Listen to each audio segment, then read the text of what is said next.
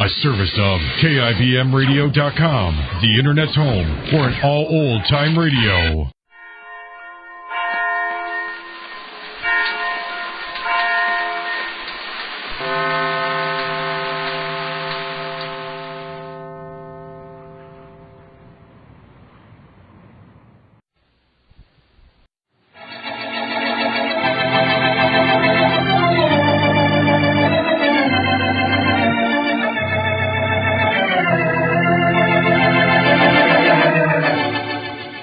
Kroger Tender Ray Beef, no other beef so fresh can be so tender, presents Hearts in Harmony, transcribed.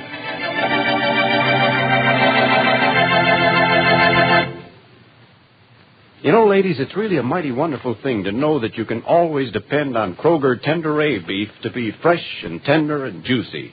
You can depend on that delicious tastiness because only the top quality grades of beef are used for Kroger Tender Ray Beef. Inferior grades just won't do. Only the best is accepted for Kroger Tender Ray Beef.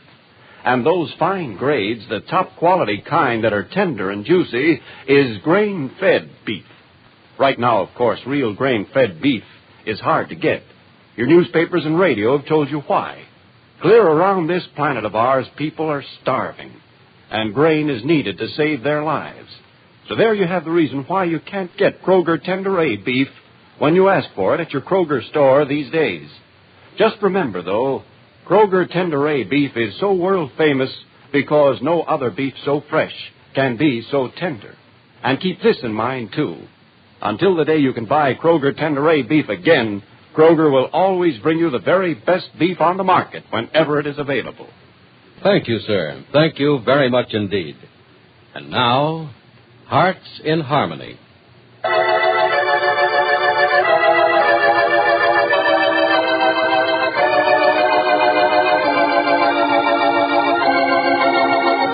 Though Penny Gibbs doesn't know it yet, Stuart Rogers is trying very hard to make Jerri Manson pay for her part in causing the cancellation of Penny's plans to marry Steve Parker. Penny obviously has no hope whatsoever for the future, as she tells Jed, Jed, maybe your office isn't the place to talk about things like this, but I have to tell you about it now. You can talk to me about anything, anywhere. You know that, Penny. Well, this isn't strictly business. It's sort of a personal thing. Personal? Well, then it's more important than business. Sit down, child. Tell me all about it. All right. Thank you. There. Now, what's on your mind? It's not Steve, if that's what you're thinking. And not the stock of finding out that Professor Rogers is really a federal agent. Well, then what is it? It's about my job with the housing project. About the housing project? Mm-hmm. And you say you're not here to talk business. Why, that project has been the biggest part of my business for months. It's the biggest part of my life, too. But I'm giving it up, Jed. Giving it up? Oh, you don't mean it. I have to. Well, why? What makes you think so? Oh, Jed, how can I go on with it? It's Steve's business. Staying on will mean I'll still be working for him. But so what if it does? Jed, I couldn't. I couldn't after what happened. You mean even if he's cleared? I mean especially if he's cleared. I don't understand. Well, maybe it's hard to understand, or maybe I just don't know how to explain it. Look, Jed, you ought to realize it better than anyone else that no matter what happens to Steve, we're through. Oh, I don't believe it. Yes, we are. I hope they find him innocent. I hope that more than anything else in the world. I want him to be free to go back to his work and keep his company going. Of course you do. And you want to continue being a part of it. I may want to, Jed, and I suppose I do, but I can't. The very thought of going on working for him is a little bit silly. It isn't silly at all, Penny. It's good common sense. Sure, things between you and Mr. Parker will be a little strained at first, but I think only for a day or two at the most. After all, you're both sensible people. Oh, Jed, sensible people. You know what I think's wrong with sensible people? What? They're not sensible at all. They're completely senseless. They call themselves sensible because they leave things as they are, no matter how uncomfortable they are. Just to keep from making changes that might upset things. They lack feeling. They lack emotion. They lack any sensitivity whatsoever to what's around them. blithely go on, come what may, and are completely happy so long as they maintain the glorious status quo. Who have you been talking to, Penny? No one. Well, who's been talking to you? No one. It's mighty strange talk to be coming from you, Penny. Never heard you so bitter before. Oh, I'm not bitter, Jed. I've just been shocked to my senses, that's all. I was in a cloud of false happiness before Steve got into trouble. I was happy with him, happy with my job, falsely pleased with myself. You know, Professor Rogers was right. I was just a little fool pretending to be important. Oh, so he's the cause of this, is he? He's the cause of what? Of you thinking of quitting the project, giving up everything you've worked for. Well, why blame him for the way I feel? Believe me, he's had nothing to do with it. But you said Professor Rogers was right. No. What did that mean? Oh, it meant nothing except that I see no harm in agreeing with something I think is right. No, there's no harm in that. But if Rogers has anything to do with your quitting your job, I wish you'd try to disagree with him a little. He has nothing to do with my quitting, Jed. I want to quit. I'd have decided anyway, even if the professor... If you fear he has any influence on me. Even if the professor thought I should keep the job, I'd quit anyway. Well, I don't think you should, Penny. I do. I'm telling you now, and I'll tell Steve later, that I'm through with the project. I'm finished, completely finished. I see. This is all based, of course, on the fact that Mr. Parker is going to get out of this mess he's in, come back and keep the project running as always. I'm almost sure he'll be back, Jed. If he goes to jail and you quit your job at the same time, what's going to happen to the project? I think I see what you mean. Well, I'd like to know what you'll do. In case Steve doesn't come back, huh? In case he goes to jail. In case he goes to jail, I'll keep the job to keep the project going. Good. Then you can't quit now. Not until you're sure Mr. Parker is going to come back and manage his company No, himself. I didn't mean to suggest that I was quitting today or tomorrow. I'll have to wait for a little while, of course. Wait and see what happens. But I did want you to know about it now so that if and when I do quit, it won't come as a complete surprise to you and Mother. Well, that's mighty thoughtful of you, Penny, but you know your mother and I aren't going to raise any fuss about anything you do. As long as you keep in your own and feel in your own heart that it's the right thing to do. I know I'm doing the right thing in quitting the job when Steve gets back.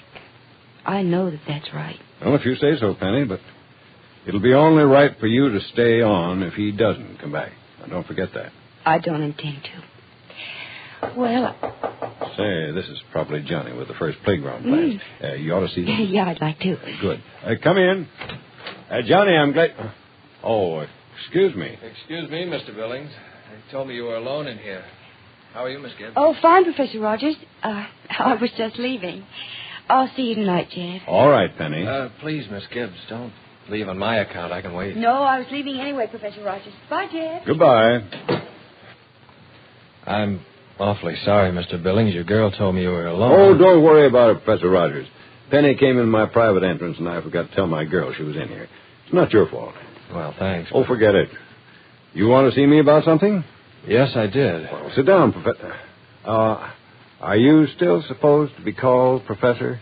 You mean you wonder because I'm a federal agent? Yes. Well, I'll try to put you straight, Mr. Billings. I was a professor before I was a federal agent. Oh. And as soon as this case is over, I'm going to be just plain professor again. Well, sit down, Professor. I'm more welcome as a professor than as a federal agent, am I? No, not at all. You're welcome as Stuart Rogers, my boy. But, well, we won't go into that. You came to see me on a business matter, of course. Yes, though it may sound like strange business. Oh, more questioning? A little. What can you tell me about Jerry Manson? Jerry Manson? Not much. Oh. Well, how much is not much? Oh, mostly just second-hand information. Things I heard Penny and Pat and a few of the others say about her. Uh-huh. And I never had much personal contact with her myself. I see. From what I hear about her, it was just as well, too. But then maybe I'm not her type. Too old.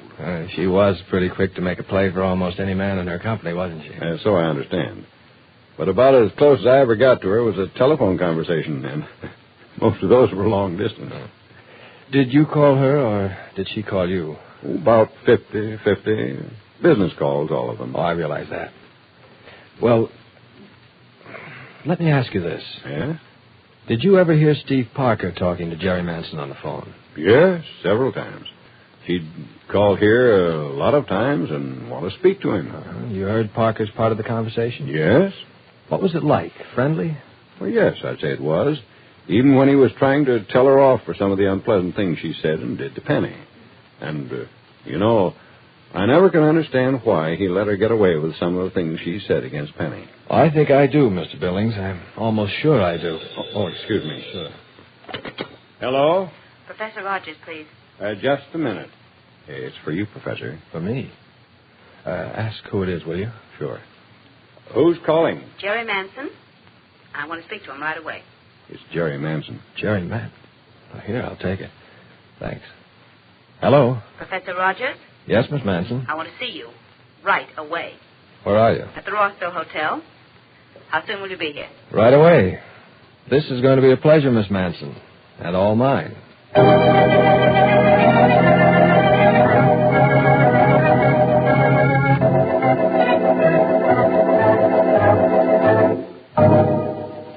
Well, you wanted to see me, Miss Manson. Here I am. And all you've done is stare at me. Yes, I know. I just want to look at you a minute to see if you look as stupid as you are, Professor Rogers. Oh. Well, how stupid do I look? Very. And you must be as stupid as you look if you think you can find out anything about me. What makes you think I want to know anything about you? Because a man has been following me for 3 days. And I know why, too. He's one of your agents. Good old Tobin. He's a great man. But he was never cut out to shadow anyone. Oh, then you admit you're having me watched. Sure, I admit it. Why? Why are you doing this to me?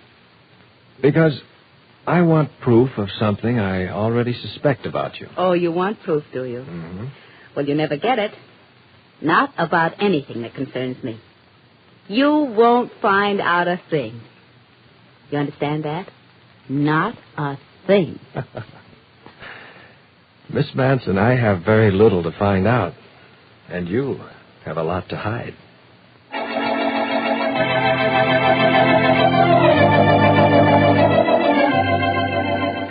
Just what does Professor Rogers know about Jerry Manson? Is it enough to clear Steve Parker?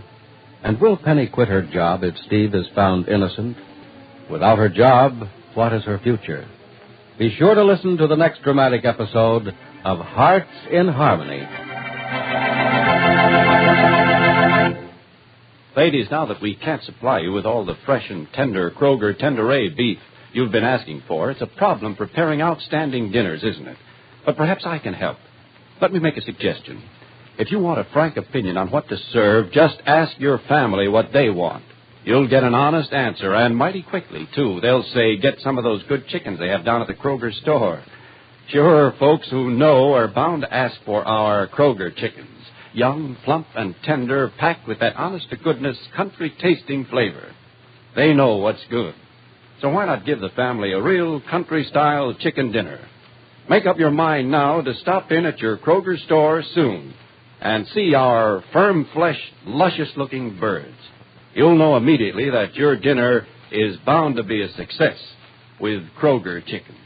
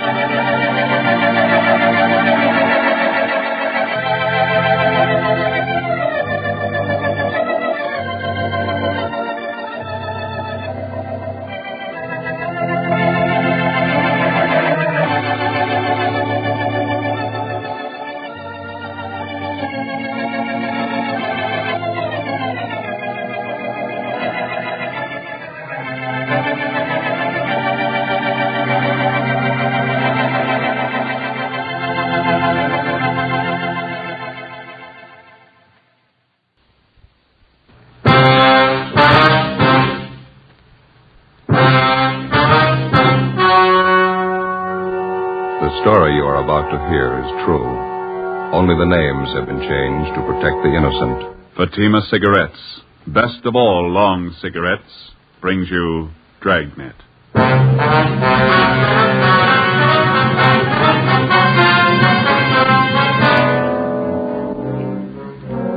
You're a detective sergeant. You're assigned to narcotics detail. A large hospital in your city is held up. $10,000 in high-grade narcotics is stolen. The bandits escape. Your job, get them. If you want a long cigarette, smoke the best of all long cigarettes. Smoke extra mild Fatima. Yes, Fatima is the king-size cigarette which contains the finest Turkish and domestic tobaccos superbly blended to make it extra mild, to give Fatima a much different, much better flavor and aroma than any other long cigarette. That's why Fatima has more than doubled its smokers coast to coast. Enjoy extra mild Fatima yourself. Best of all, long cigarettes. It's wise to smoke extra mild Fatima. It's wise to smoke extra mild Fatima.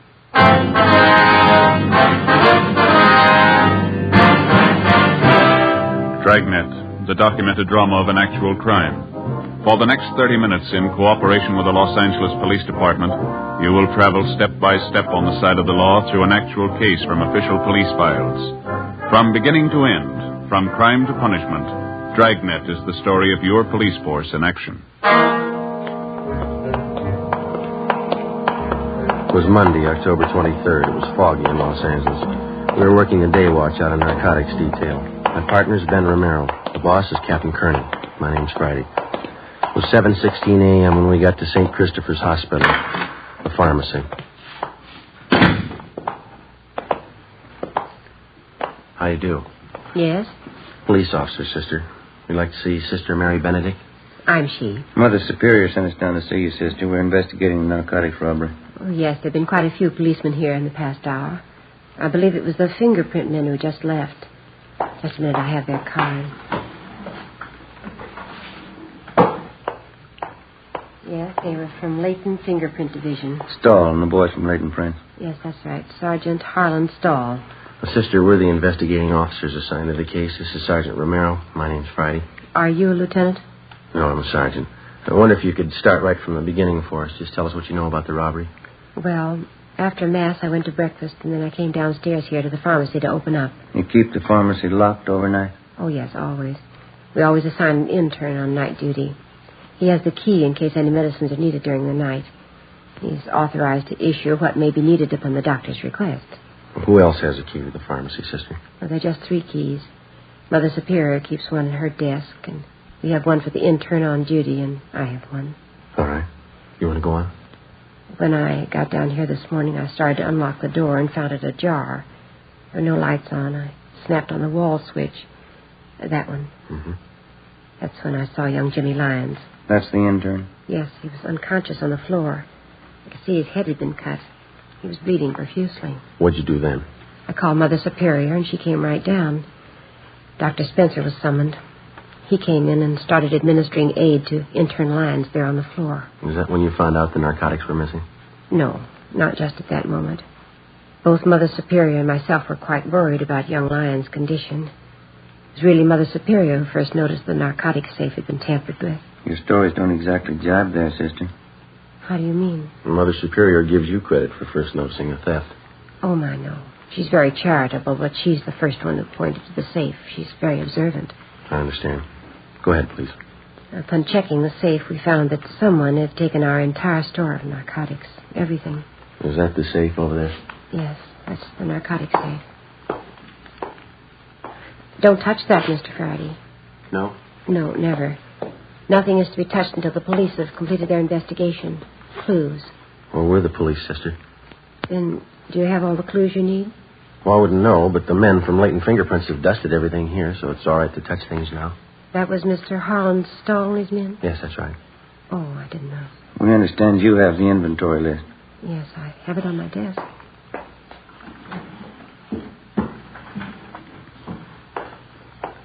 Here. Thank you. We keep a running inventory, so that's the exact amount that's missing. Yes, ma'am. Cocaine and morphine. No bird's eye, Joe. Big haul, huh? Looks like about 10,000 worth. Like to have a copy of this inventory, sister? Would you take the carbon? I like to keep the originals for my monthly file. That'll be fine. Outside of this intern, Lyons, nobody saw whoever it was. No. Mother Superior and I have interrogated everyone. We made a thorough investigation on our own. I took notes. That's so? Yes, that's the way Father Brown does it. Father Brown? Oh, yes, he's an expert detective. Brown. You wouldn't mean Thad Brown? No, Father Brown. Father Brown. You people have your own detectives now? Oh, my, no. He's not a regular detective. He's more like Mother Superior and myself. Is that right? Yes, he's in England. Solves some really difficult cases. Here, I'll show you.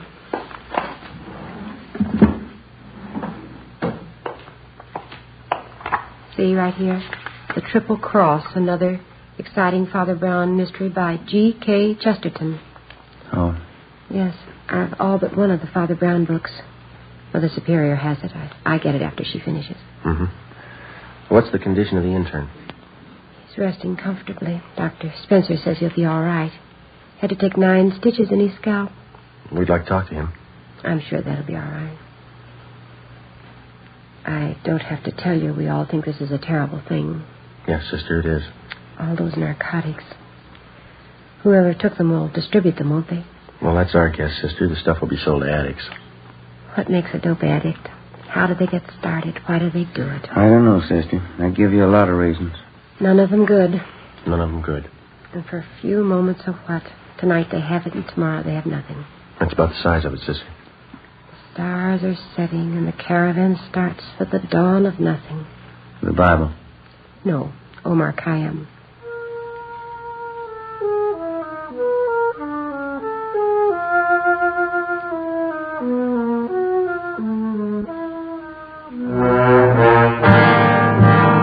Before we left St. Christopher's Hospital, we talked with intern James Lyons. Since he was slugged from behind, he failed to see his assailant. He could tell us nothing. The entire hospital staff was screened thoroughly. They could add nothing to what we already knew. Between 6 and 7 o'clock that morning, $10,000 worth of high-grade prescription narcotics had been stolen. Somewhere in the city of Los Angeles was the answer. As in all narcotics cases, speed is the prime factor.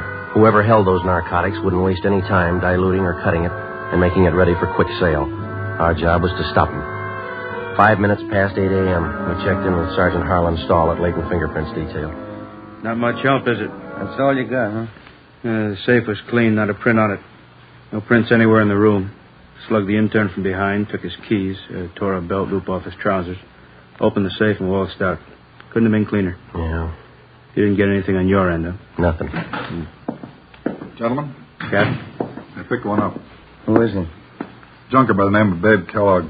He's really seeing Steve, but he's coming out of it. Let's go talk to him. Check you later, Stahl. Yeah.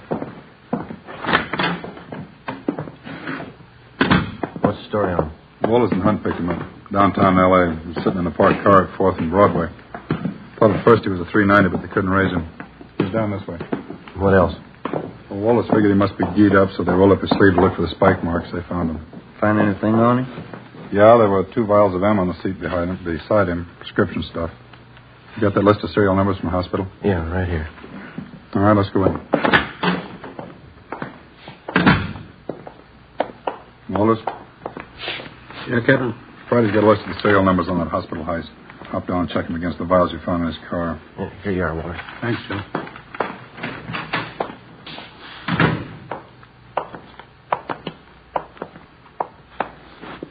How you feeling, babe? All right. Kellogg, this is Friday and Romero, Central Division. I see him. You want to tell us about it? Nothing to tell. Living high, aren't you? I'm unusual. It's not the way I get it. You're scoring good. Prescription stuff. Birthday present from a friend. Who is it? I want to keep his friendship. Who's your connection, babe? I don't know. You know that morphine we picked out of your car is hot. Isn't all of it? Hospital pharmacy was knocked over this morning. If the numbers on those vials of yours match up, you're in a real jam. No numbers on them? You might as well tell us where you got it. I'm not going to be a Fagin for you. Nobody's asking to be a Fagin, Kellogg. That's high-powered stuff. If we don't get anybody else, it can go hard for you. I'm not going to bite the hand that feeds me. You want to stand it alone on this one, not the idea? I didn't say that. Well, one of us isn't going to go along and hold your hand. How about it? Who's your connection? All right, it isn't going to be a long wait, Kellogg. As soon as Walters gets back with those serial numbers, you can play hero all afternoon. It'll be on the 12th floor of the county jail, babe. You won't have to wait long there either. The minute you put one foot in that courtroom, the judge will throw everything he's got at you. 2 bottles of drugstore stuff? Robbery, Kellogg. $10,000. Well, this is good, but 2 bottles ain't worth that much. Well, you only show a part of it. Maybe you got the rest of it at your plant. You got my plant. 1931 Essex. 4-wheel brakes. Your car's being checked out. Didn't find any more, did you? No. I couldn't be that lucky.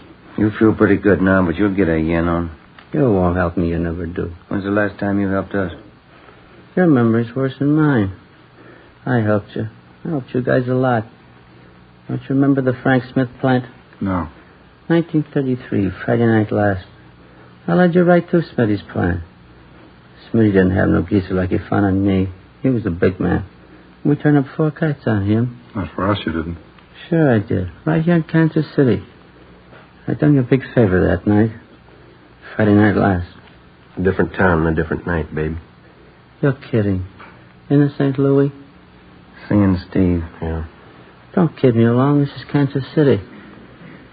How is it St. Louis? You're in Los Angeles, babe. Los Angeles, California. You're kidding. Clenard wouldn't do that to me. Who's Clenard? 11th and Baltimore. Hangs out down at the Continental Hotel. That's in Kansas City? Yeah, Marty Clenard. Tough cop. He said he'd make a hot for me. He didn't want me at KC. Gave me a floater at a time. That's why I came here to St. Louis. You're in Los Angeles, babe. You got it? Los Angeles. Oh, yeah. You told me. Want to step outside a minute? Yeah. Stay with him, Romero. Right. That's it. Checks out, huh? Somebody cut through the serial number stamps on the vials, but you can still make them out. The 2 vials of morphine we found in Kellogg's car were from the hospital pharmacy. Thanks, Wallace. Let's try it again, Friday. Right.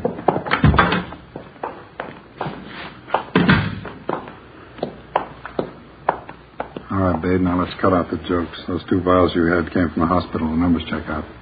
No numbers on those vials. How do you know? You probably didn't even look at them. Oh, yeah, I looked. No numbers on them. We found them, all right. I don't see how you could read them. I couldn't. Why not? Somebody scratched them off. Who, babe? You wouldn't know. Try it. How much heat do I have to stand if I take it along? Plenty. There was an intern slugged on that job. Hurt pretty bad. They're going to tag you for assault, too. I never hit anybody in my life. How do we know? I just told you. We don't know you didn't pull this job. We haven't got any proof. Once more, what's the count? Goes like this, babe. First-degree robbery, 5 years to life. Assault with a deadly weapon, 1 to 10. Violation of the State Narcotics Act, 1 to 15. You can add. They'll lose you up there. If you can get a real yen on by that time, there's no buzzing up at Q. I can't go that route. Where'd you get the stuff? I'd rather be a Fagin than spend 50 years at the joint. You convinced us. Where'd you get it? Anybody turned Fagin before they'd spend 50 years at Q. No, I can't go that route. Where'd you get it, babe? From some joy popper. Who? I gave him $700. Cleaning. Who? Company. Passing himself off as a croaker. I can spot a guy's been hitting speedballs a mile away. I knew he wasn't any croaker. What was his name? He was scoring good somewhere. Oh, that's Cecil and Mary. Now I know where he got it. Give us his name, babe. He's a bit player in pictures, Leonard Castle. Where is he? You're in Arizona. On location. How could he be on location when you bought that stuff from him this morning? Hopped the plane this morning. He was on his way. Leonard Castle. Picture actor, that right? You got it. Run it down. 10 a.m. We checked the name Leonard Castle through R&I. We found nothing. We looked in the phone book and got the number. Garfield 3711, Central Casting. Central Casting. Los Angeles Police Department calling. Yes, sir. Do you have a Leonard Castle registered with you? 1 moment. Yes, we do. Wonder if you could tell me if he's working. Oh, just a minute. I have his card right here. Yes, he's working. He's doing crime report for Schumann and Kester, independent production. They're shooting over at Sound Stages Incorporated. They're working today? Yes, he is. You're sure that company's not on location? No, we have no location showing for that picture. Well, could you give me his call, please? Surely. He had a 9 o'clock call today, stage 3. Did you wish to see Mr. Castle? Yeah. You shouldn't have any trouble locating him over there. We'll find him.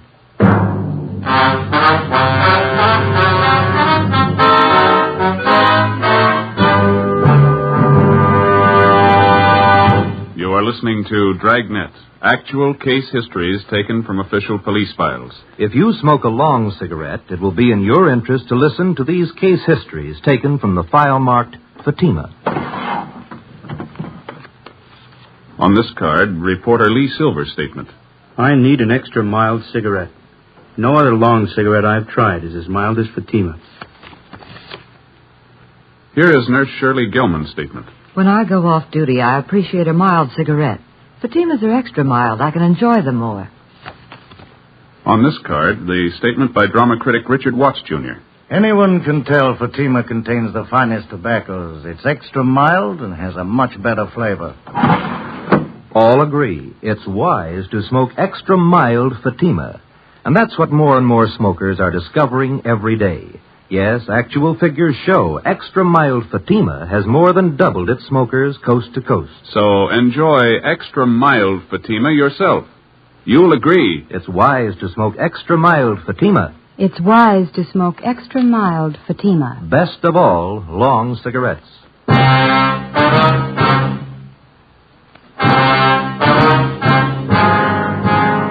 10:30 a.m. Central Casting gave us Leonard Castle's home address, and Detectives Long and Hunt went on immediate stakeout. Ben and I drove out to Sound Stages Incorporated and checked in at the reception desk. We showed them our identification. We were issued a pass to Sound Stage 3. This is Stage 1. Stage 3 ought to be down there. Yeah. Not a very big lot. No, it's pretty small. Watch the truck, Ben. Think Kellogg knew what he's talking about? We'll know in a couple of minutes. Not very usual. Joy Pauper pulling a job like that. They all start somewhere. That's a good way to get around a movie lot. Bicycle. Better than walking. Sure a thick fog, isn't it? Yeah, we don't have them often, but when we get them, they're real pea super. Oh, here we are. You better hold it, Ben. Red light. They're shooting in there. Oh, yeah, I didn't see it. What's Stage 5, you know? Couldn't tell you. Okay. All clear. Let's go in.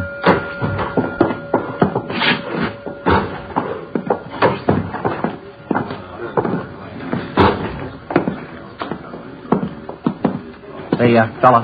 Yeah. Wonder if you can tell us where we can find Leonard Castle? Sure. Rosie, call Len Castle, will you? This fellow's on to see him. Okay. Leonard Castle. Leonard Castle. Guess we can wait over here by the phone, huh? He'll be right here. Yeah, thank you. Thank you. Rosie, you call me? These gentlemen want to see you. Thanks, Willie. You want to see me? Your name, Leonard Castle? Yeah, that's right. Police officers. Yeah? There's someplace where we can talk. Well, is this all right? I got to stick close. I might be in the next shot. All right. You know a fellow by the name of Babe Kellogg? No. He says he knows you. No, I never heard of him. You sure? Put us on a bell, George. Hold the work. Quiet down, quiet. Have to hold it a minute. They're lining up a shot.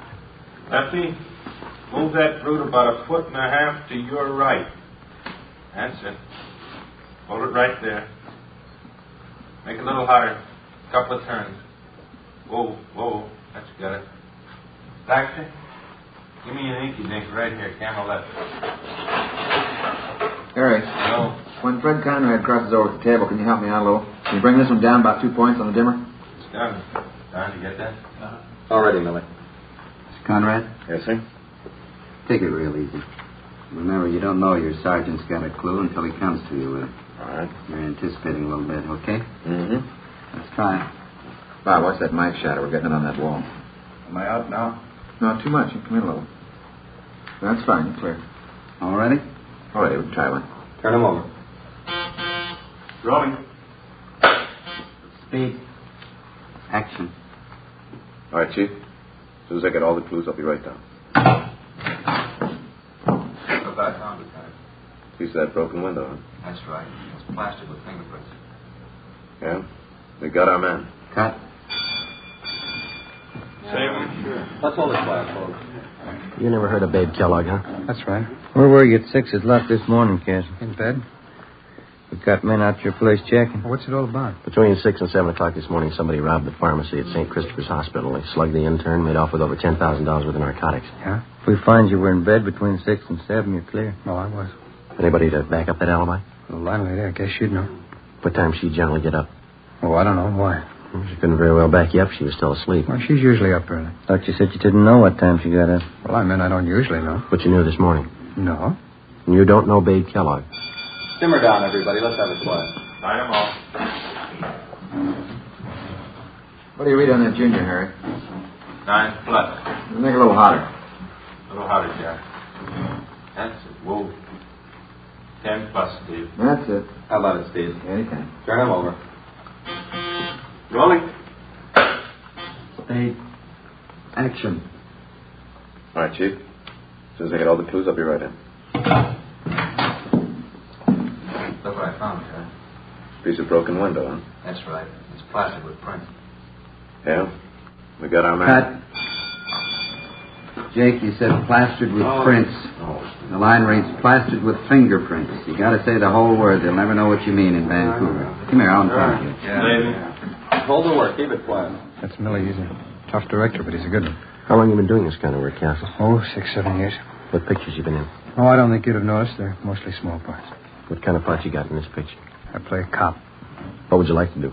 In this picture? No, I mean, what's your ambition? You gonna stay in pictures? Yeah, I'd like to. I'd like to get a few bigger parts if I could. It's pretty tough to try and sell yourself to producer if you can't see you on film. Money's pretty good, though, isn't it?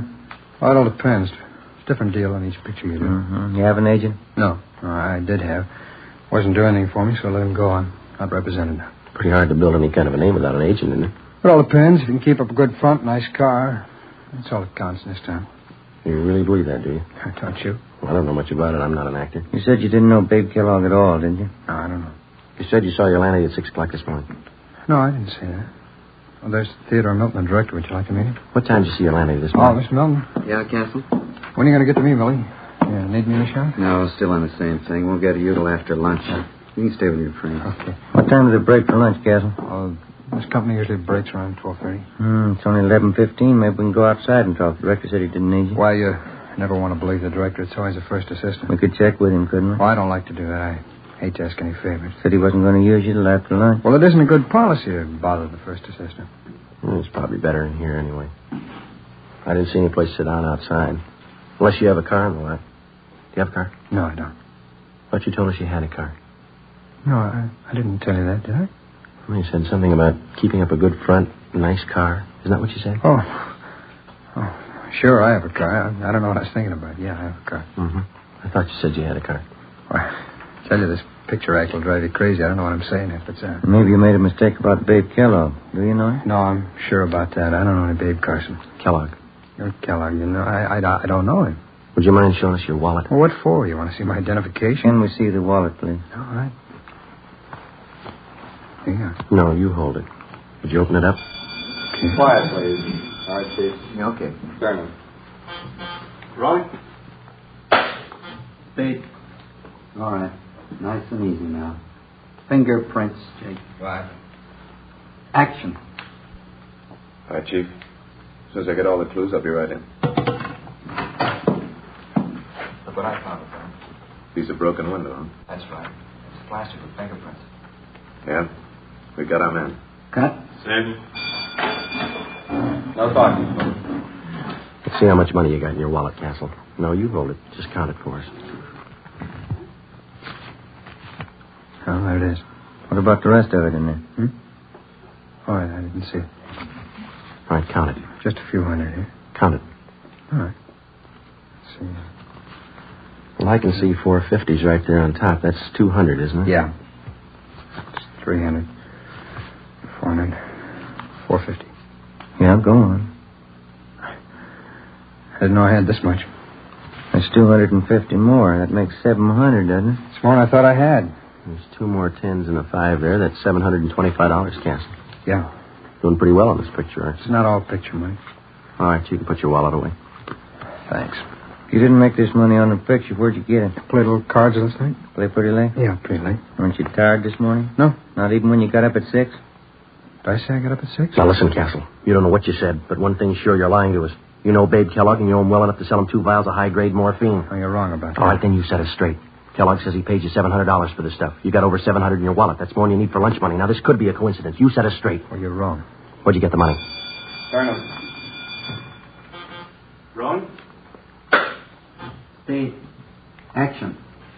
All right, Chief. As soon as I get all the clues, I'll be right in. Look what I found, Tom. Piece of broken window, huh? That's right. It's plastic with fingerprints. Yeah? We got our man. Cut. All right, once more. Where'd you get the money, Castle? I told you I played cards. It won't do. Got the keys to your car? I can't leave. We'll get you excused. We want to look at your car. No, don't do that. All right, then. Do you know Babe Kellogg? I don't know. Turn him. Rolling. Steve. Action.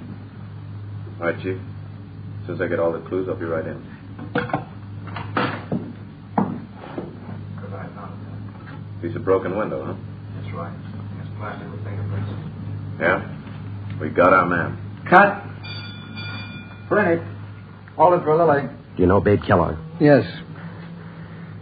Yes, I know him. I know it. You robbed that hospital this morning. I needed it. I needed the money. I had to have it. I owed money. They were going to take my car. I was broke. What else could I do? I was sick once. I stayed at St. Christopher's. I knew where they kept the drugs. I knew if I could get them, I could make some fast money. I didn't mean to hit the kid. I couldn't let him see me. He didn't have to be there, did he? He didn't have to be there. I sold old Babe the stuff, and the rest is in the car under the seat. I needed the money. I was broke. I was broke. Better get him out of here, Ben. Mm-hmm. Come on, Castle. That was a great reading. My name's Milton. I'm directing this picture. You the boy's agent? No, sir. Never heard him read better. Funny thing, though. Yeah? In front of the camera, he goes to the dogs.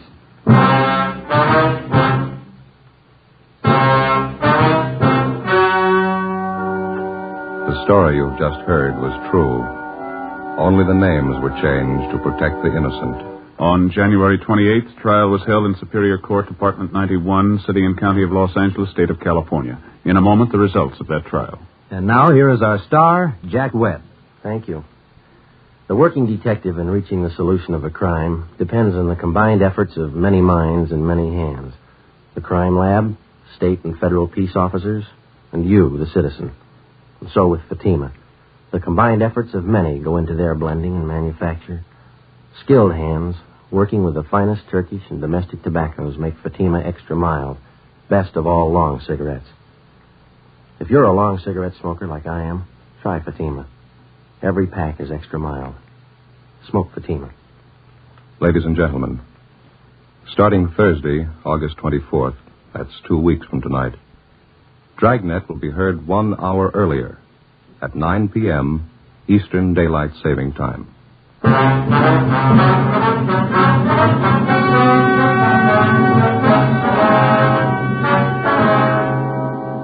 Leonard Francis Castle was tried and convicted of first-degree robbery and violating the State Narcotics Act. He received sentences as prescribed by law. Alfred Babe Kellogg was convicted of violating the State Narcotics Act. Both men are now serving their terms in the state penitentiary. You have just heard Dragnet, a series of authentic cases from official files. Technical advice comes from the Office of Chief of Police W.H. Parker, Los Angeles Police Department. Fatima Cigarettes, the best of all long cigarettes, has brought you Dragnet from Los Angeles. Sarah Berner is delightful in Sarah's Private Caper. Next on NBC.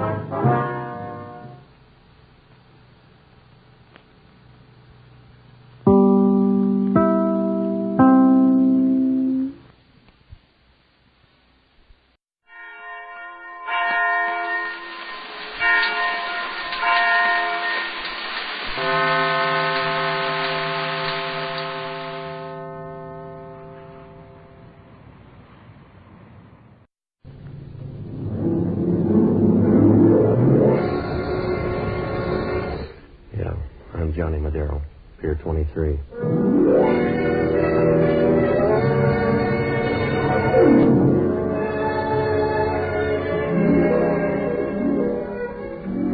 You know, know, the only time San Francisco really gets hot is when a tourist calls it Frisco, and then it gets warm enough to give a sleigh dog a southern accent.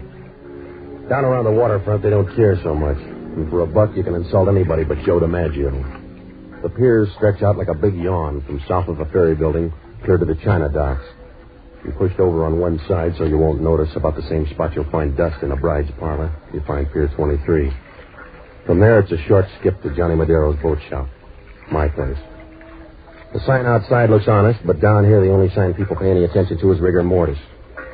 I rent boats and do anything else you can blame on your environment. It works out all right.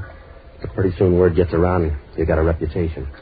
It doesn't pay to argue, because even if you're leveling, you make as much headway as a whistler with a split lip. I found that out last Wednesday afternoon. I was looking out the window watching the tide come in when somebody in back of me coughed. When I turned, Nat Finley was standing there in the office.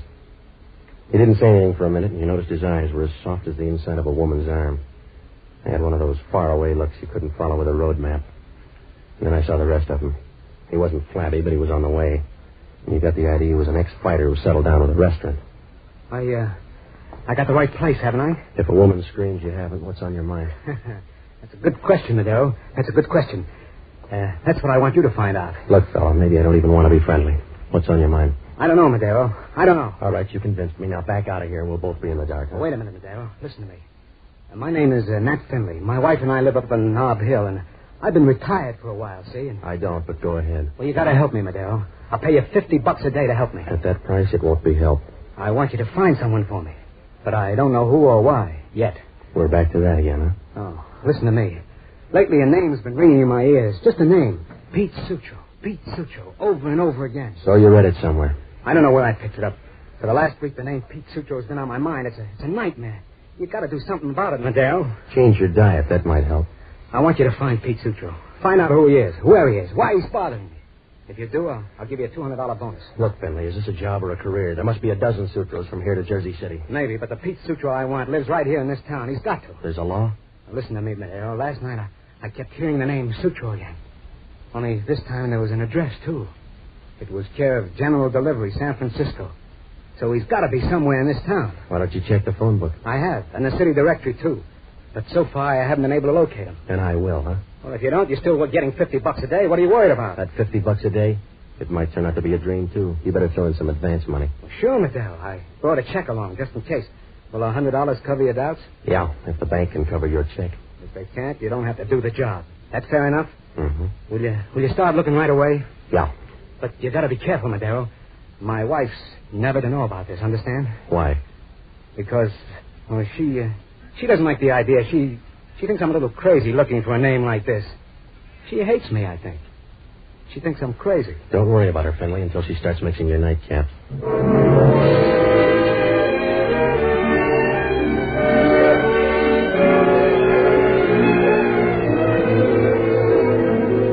For $50 a day, I'll chase anybody's dream. Because with that kind of dough, you're rich enough to run down a couple of your own. When Finley left, I called the bank and found out his check had solid backing.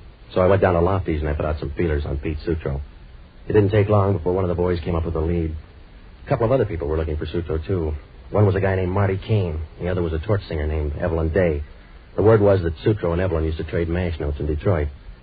Well, I phoned the Jade Club where Evelyn was working, but she wasn't due for an hour, so I decided to give Marty Kane the first try. He was living in a motel out in the marina, so I went out. There was a sign outside that said modern cabins, but you knew Abe Lincoln did better in Illinois. The cabins were the size of an upper berth with enough holes to start a punch board. That didn't leave much privacy. You had more chance of keeping a secret from Matt or Harry. I asked the manager where Kane's place was, and he pointed to the end cabin. I went over and knocked on the door. Kane opened it and glared. His eyes were the color of Saturday night on a week-old jag, and he was so chunky you figured he'd be harder to move than an icebox through a basement window. Who are you? My name's Madero, Johnny Madero. Don't rhyme with anything. What are you looking for? A guy named Pete Sutro. I hear you got the same idea. So you got ears. I'll invite you in. I can't turn you down. Yeah, that's what everybody says about this gun. Now sit down, you get me nervous. Put away the gun and we'll both be calm, huh? After you tell me what you know about Sutro. I'm tracking down a dream. Yours? A client's. You sound anxious. What's your pitch? A wild one. Just say he owes me some dough and I need it bad now. You got the muscles. Take in laundry. I'll put you through the ringer first. I want to lead on Sutro. Yeah, we both do, but I'm not going down on my knees. Get up, Madero. I don't want to make a liar out of you again. You're tough, Kane. I'll bet you got your dander scared stiff. Yeah, and I'll start on yours now. What's Sutro to you? $50 a day. A guy named Nat Finley hired me to track him down. Does that make you happy? No, just ambitious. Who's Nat Finley? He came in and paid me to find Sutro. He said the name was giving him nightmares. Sounds like a bedtime story, Madero. Well, if you don't like it, jazz it up. It's the truth. I read the wrong papers. Give me another version. All right, if you don't believe me, Kane, make up your own. Here's Finley's check. Can you read? If you'll help me with the big words. Give it here. Nat Finley. Yeah, Nat Finley. You weren't lying. Looks like a good check. I'll take a chance. I'll cash it for you. It's giving you IDs, huh? Yeah, and the first one's about you. Well, here's your dough, Madero. Now get out. Get out quick. Oh, you're too good to me, Kane. Suppose the check bounces. It won't, Madero, because I ain't going to cash it.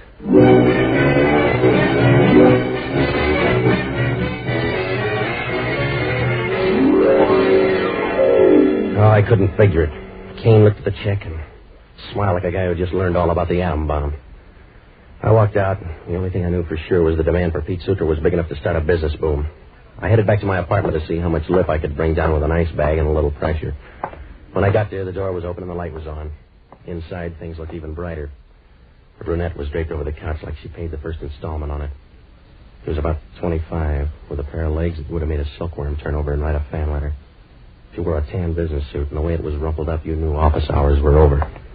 When she saw me, she began to vibrate like an alarm clock at 6 a.m. Good evening. I won't argue, but you got the wrong room. Will I regret it? I don't know you that well. Oh, you'll catch up with the crowd. My name is Sheila. I'm Nat Finley's wife. You should be somebody's wife. It cuts down on the risk. I want to talk to you. Go ahead. I'll try not to stare. Let's have a drink first, Mr. Madero. Maybe it will cloud your vision. Yeah, and the issue, too, huh? You serve strong stuff, Mr. Madero. Soda? I'm all charged up now, lady. What's on your mind? I have a problem. Maybe you can help me. Maybe it's too late. I'm listening. It's about my husband, Nat. He tries, but he can't hide much from me. I'll bet you have the same trouble. Look, lady, you're working too hard for a sale. If you got a point, make it. All right, Mr. Madero, we'll skip the intermission. My husband saw you tonight and sold you a wild story. Yeah, but it paid off. So far, I'm not complaining. But I am. I want you to drop the whole silly job Nat gave you. You're not building a case. $50 a day buys a lot of hangover, lady. You don't understand, Mr. Madero. My husband is a sick man. Yeah, I know. He can't sleep at night. He has a large imagination, and it's been getting worse lately. He, dreams up things. Sometimes I think he's a little crazy. Maybe it's a hobby. He can afford it. There are some things even he can't afford. Yeah, like finding Pete Sutro. That's right, Mr. Madero. There is no such man. A guy named Marty Kane will give you odds. Who did you say? Marty Kane. He cashed in your husband's check, you know him? No, I never heard of him. You don't sound so sure. Marty was talking about Sutro. All right, Mr. Madero, I'm talking about something else now, money. So far, you're whispering. Shouting, Mr. Madero, $500 worth. I'll give you $500 to drop the job and forget everything. All right, baby, you twisted my arm. You won't let me down, Mr. Madero. Will you? If I do, it'll be nice and easy.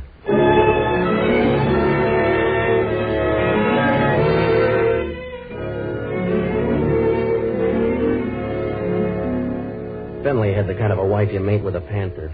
She picked up her purse and peeled off 500 fish. She wasn't talking anymore, and when she swayed out, you wondered how much night practice she'd given that rumba. Well, I was all washed up with the Finleys, and it felt good already. So did the dough. I felt like a guy whose name was just picked in a chain letter. My mind was free for the better things in life. So I called up a girl out on Van Ness and told her to meet me at the Regent Bowling Alley. I got there before she did, so I started warming up the alley. A few minutes later, it got a lot warmer because Inspector Warcheck of San Francisco Homicide began spoiling my game. Hello, Madero. It was a nice strike. You're in the wrong kind of alley, Warcheck. What do you want? Some pointers? You got time? No. I can see how you hold a bowling ball. Now show me how you hold a gun, huh? All right, Warcheck. What's on your mind? I was on Marty Kane's. A guy named Pete Sutro. He owed Kane some money. And you paid off? I paid him a visit. We had something in common. And you must have bored him to death. Kane couldn't quite stand a couple of slugs in his forehead, so he quit. Well, what do you want me to do, Warcheck? Break the news to his wife? No. Just tell me about the argument you had. It was a monologue. Kane wanted to know where Sutro was hiding. I only knew one answer, so he did all the talking. Oh, you should have said please. It's not polite to interrupt a guy with a gun. Look, Warcheck, what makes me the blue plate special? The motel manager, he said you go into Kane's room, and then he heard a struggle, and then later on he heard a shot. Did he hear who won the fourth? Listen, copper, a guy named Nat Finley hired me to find out who Pete Sutro was. The name was playing tag in his brain all week, and he wanted to know why. Yeah, does that sound like a story? Check with Finley. He's the guy who made it up. What if he lets you down? And work on his wife. She's not bad looking, and she paid me to drop Finley's account. I'll check both your alibis, Madero. In the meantime, I want to line you up. While you're making the rounds, look up a gal named Evelyn Day. She knew Sutro, too. Go ahead. Run the police force. Tell me what to ask her. Forget it, Warcheck. You're not the type.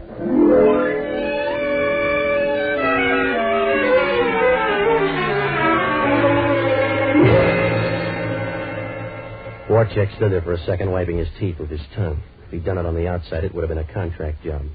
And then one of the bowlers in a tight pair of slacks brushed up against him and went out. He looked at me once more and headed after her. Well, I didn't feel much like bowling either, so I left a note at the desk for the girlfriend and started out. I knew I was in trouble. Some days it's harder to duck trouble than a handful of pebbles. No, I told myself I didn't kill Kane, but that was like trying to fight a fire with an anti-smoke law. The big question was Pete Sutro. Who was he? There were other questions, like why did the Finley dame buy me off? And why did her husband want Sutro in the first place? Well, there were no answers, and I felt about as safe as an alligator walking through a handbag factory, so I looked up the only good guy I know, a waterfront priest named Father Leahy. I found him in his room, flipping through a couple of raffle books. Hello, Johnny. You're just in time to buy a ticket. The boys' club is raffling off an electric toaster. I'm already a little burned, Father. I'm in a spot, Johnny. The boys gave me a quota to fill. I got stuck at a banker's luncheon all afternoon. You know what they're like on risk. Yeah.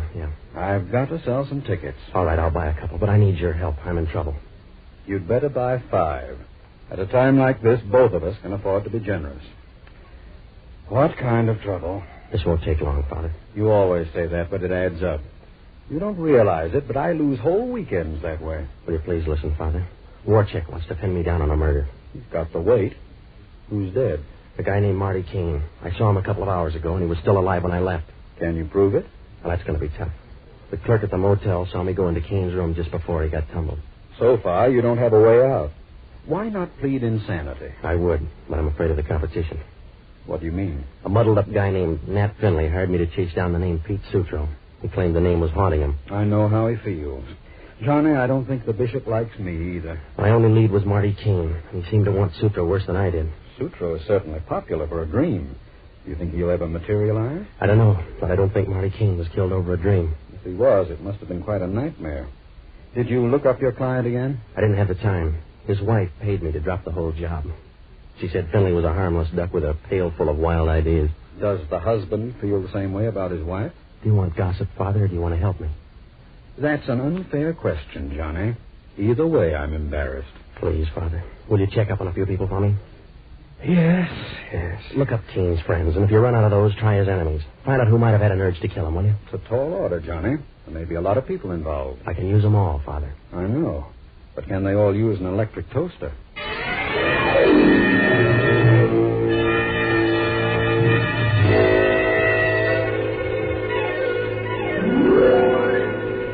When I left Father Leahy, I knew I still had one base to tag. It was Sutro's ex-flame, a doll named Evelyn Day. I drove down to Eddy Street and I parked near the Jade Club. Well, it's not a bad place, but on a slow night, even the winos are afraid to go in. Inside, it was dark enough to hide the decimal point on a check, and over by the bar, there was a piano playing music that nobody was listening to. And then Evelyn came out. And right off, he started hunting for the nearest fire exit. She had red hair about this side of 98 degrees, and she wore a black evening gown that held up by one strap and a prayer. She was the kind of a girl who could wear a Mother Hubbard and make it look like a negligee. And when she sang, it came out low enough to strike oil. After she was through, I asked the bartender to give her a message. She walked over to me, and she wasn't happy one way or the other. Are you the man who wanted me? One of them. You're Evelyn, huh? Yeah. What'll it lead to? A crisis if you don't sit down. All right. You've got me interested. Now, what's on your mind? That we can talk about? My name's Madero. Now, let's start with a friend named Pete Sutro. Let's continue. What do you want to know about him? Where is he? Are you a cop, or will you pay for the right answer? I need too many of them, baby. I'm way out ahead in the murder derby, and I'll pitch homicide anybody I can get. What do you want Sutro for? I think he shot Marty Kane. Someone should have. But you're betting on the wrong horse. You're prejudiced. Sutro was your boyfriend. That's right. He was my boyfriend. But I haven't seen him lately. All right, then. What was the last thing you did with him? I'll read my diary to you someday. Now, look, baby, you got a choice. I'm going to rough you up or let the pros do it. Let go of my arm, Madero. Or I'll call a bouncer. Call Sutro. Now, start talking before I bruise you up good. Slow down, Madero. You're out of my weight class. Yeah. I'll tell you what you want to know. Should I take notes, or is this going to be quick? I don't know. Depends on how sentimental I get. That's all right. I got a handkerchief. Okay, I'll tell you. I used to be Pete Sutro's girl in Detroit. Then one day he skipped out and left me hanging on the vine. Don't worry, baby. You haven't withered yet. I started looking for him, and so did Kane. Why Kane? He and Pete had a deal together. Pete ran out with all the dough. Your boy should have run for Congress. He's got a nice record. What kind of a deal did he have with Kane? I don't remember. All of a sudden, huh? I'm shy when it comes to strangers. Let's just end it by saying Pete disappeared. Let's say you're dummying up. I love Pete, and I wouldn't want anything to happen to him. Do you carry a picture with that torch, baby? Sure. Want to see? Here's a snapshot of Pete in my locket. Do you know him? Not this season, no. I want him back. He was a good guy. Yeah, your boy worked up a lot of people. He made number one nightmare for a guy named Nat Finley. I heard. And I want to see Finley, too. You saw me, miss. But I want to talk to Madero. Hello, Finley. I got to see you alone, Madero. And I got to see you now. You lost your option. I'm freelancing again. Well, you can't walk out on me. This is going to hurt, fella. Your wife paid me to drop the job. That's what I got to talk to you about, Madero. I think she wants to drop me, too.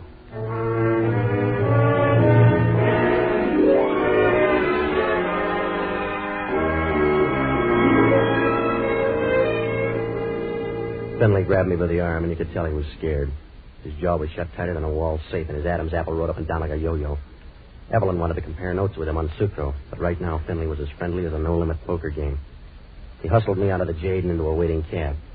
He wouldn't say anything because of the driver, so he sat in one corner, rubbing his hands and looking straight ahead. When we got to the office, Finley paid the bill, and we went up the ramp. Inside, he had a little trouble getting started, like a big family leaving on a picnic. And then he got his voice. I'm in a bad spot, Madero. I need help. Have you tried classified? I'm trying you. I tell you, my wife's out to get me. She keeps telling me I'm crazy. She's trying to talk me into it. A lot of wives feel that way, Finley. She'll get over it. Yeah? Well, I, Madero, she's trying to send me to an asylum. She and Sutro. You got enough worries to start a peace conference. What brings Sutro back into the headlines? I found a letter in Sheila's purse. Kane wanted $10,000 from Sheila to keep quiet about Sutro. All right, quit crowding me with ghosts. So your wife had a past. And she and Sutro have a future unless you help them. Help me, I tell you. I tell you, Sutro's behind the whole thing. He and my wife must know each other, and they're trying to get rid of me. You're getting a complex, Finley. Slow down. Well, you got to help me. Well, who's going to help me? I got a murder rap to beat. Oh, but I'll clear you, Madero. I'll clear you if you help me now. You couldn't clear your own throat in an empty tunnel. What makes you 8 feet tall? This gun in my hand. Well, stop pointing it, fella. You're too nervous to aim. Well, you don't understand, Madero. I'm not pointing it at you. I'm giving it to you. This is the gun that killed Kane. You were there when it happened? No, but either my wife or Sutro was. When did you dream that up? An hour ago. I found it in my wife's closet. 2 slugs are missing in it. I got a feeling it killed Kane. Send it to homicide. They'll let you know who did it by return mail. I can't, Madero. I can't just yet. I don't know whether Sheila or Sutro did it. I got a feeling inside. You've got to find Sutro or he'll end up killing me yet. That's a prediction? Wait a minute. Someone's coming down the hall. Hide the gun, Madero. They're after me now. Yeah. They got the light fuse. Lay low. They're aiming for something bigger. What are you going to do, Madero? Just waiting for something to happen. Oh! Madero. I guess it happened.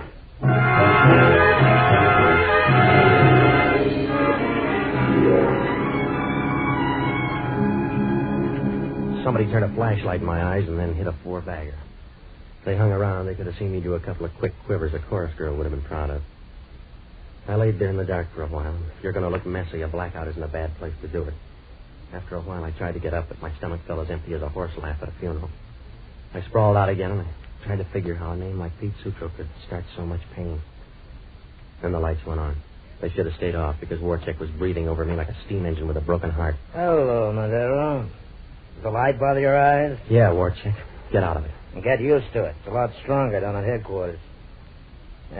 Tell me about the gun on the floor. I heard you were coming. I wanted to commit suicide. You didn't try hard enough.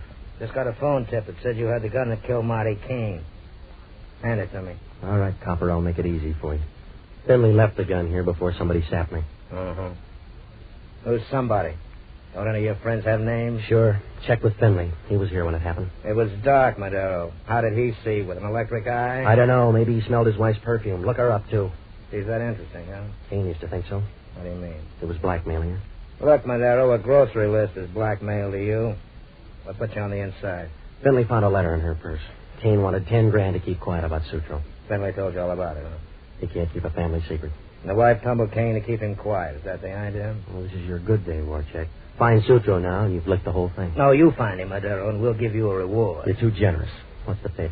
Sutro's wanted for a payroll robbery in Detroit. He's been out of sight for a year now. He hasn't been out of mind, though. Finley thinks his wife is carrying on a sideline with him. Look, Madero, I talked to your boy, Finley. He's got enough dreams to start a mattress factory. I don't believe him. I don't believe you. You don't believe the world is round. Take stock, Warcheck, and start learning. Yeah, I will. Let's see how much the fingerprints on this gun teach me. You've got a story? I'll stay after school. He'll still wear the dunce cap. That's all right, Madero. There'll be a badge on it.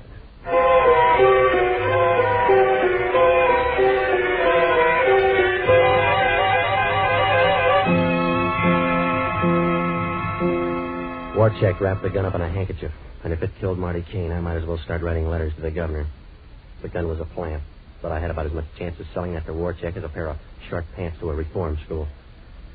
Warcheck stood there and smiled, and then he walked out. There were a lot of questions again, like who sapped him, and did Finley really have a story? The more I thought about it, the more snarled it got. And then the phone rang. Yeah. Hello, Johnny. This is Father Leahy. Are you still free? Yeah, but I'm breathing hard. How'd you make out? Fine, Johnny. I sold 10 raffle tickets. What'd you find out? Warcheck just got a teletype. Sutro pulled a payroll robbery in Detroit. They think Monty Kane helped him. Well, that figures. What else? Sutro and the dough are supposed to be somewhere in town. Yeah, even the bloodhounds are worried. How does Sheila figure? She and a girl named Evelyn were both in love with Sutro.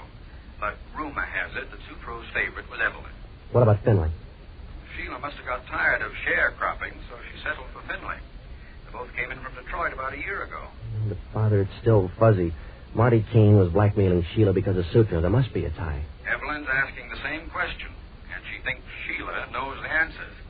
She's on her way to the Finley place for a showdown. Thanks, Father. I'll tag along and grab a seat on the sidelines. It'll be a free-for-all if those two girls tangle. Don't worry, Father. They won't get in my hair. Don't be too sure. Samson had trouble with one girl.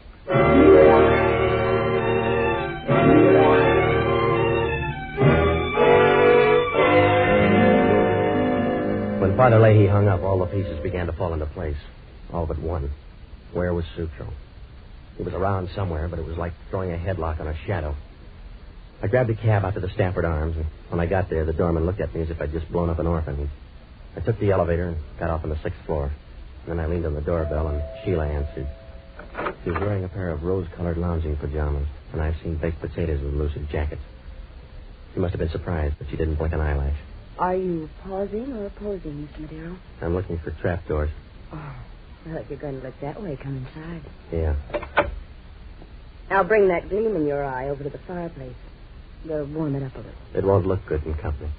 Why? Who's company? Evelyn's a little late. She got tied up sharpening her claws. Evelyn who? Hold out, baby. She's got a better question than that. Like what? Like, where's Pete Sutro? The key sounds like a friend. That's too early. That's probably my husband, Matt. Oh, hello, Madero. I'm glad you're here. Somebody's been following me. Oh, you're dreaming again, darling. You see? What did I tell you? It wasn't a dream. That must be her. Hello, Sheila. Remember me?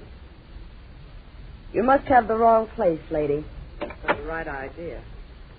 I want Pete Sutro back. You want too much. I'll grab anyway. I've come for Pete, Sheila. You came too late. He's dead. Pete Sutro died 2 years ago in Detroit. You hear me? He's dead. Not dead enough. You're lying, Sheila. Pete Sutro is standing right behind you. What do you mean? That's my husband. That's Nat. So you gave him another name and another face. But you can't give him another voice. That's Pete Sutro. What are you talking about? What are you saying? I'm not Pete Sutro. Don't you remember me, Pete? I'm Evelyn. Oh, what did they do to your face, darling? My face? I was in an accident. It's hard to remember things. Remember the payroll robbery, Pete? You were supposed to come back to me. Payroll robbery? Yeah, it was an accident. And I was hurt. I can't remember anything else. It's so hard to think. Well, you were there, Sheila. What happened? Go ahead, Sheila. Tell him what happened. Tell him that he's Pete Sutro. Tell him that you stole him from me. Tell him that you killed Marty Kane. All right, Evelyn. I'll tell it to you first.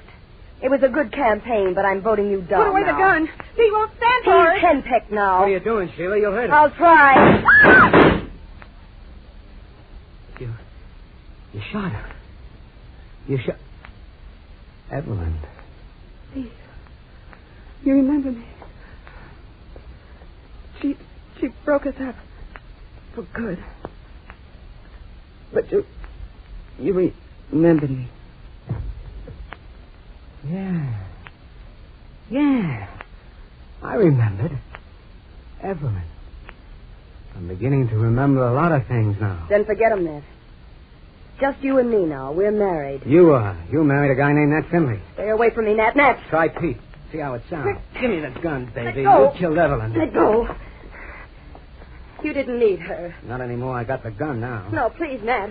Please. Tell me it's a dream, baby. Tell me I'm crazy. You are, Nat. You are. Get out of my way. I'm getting out of here. You're not quick enough.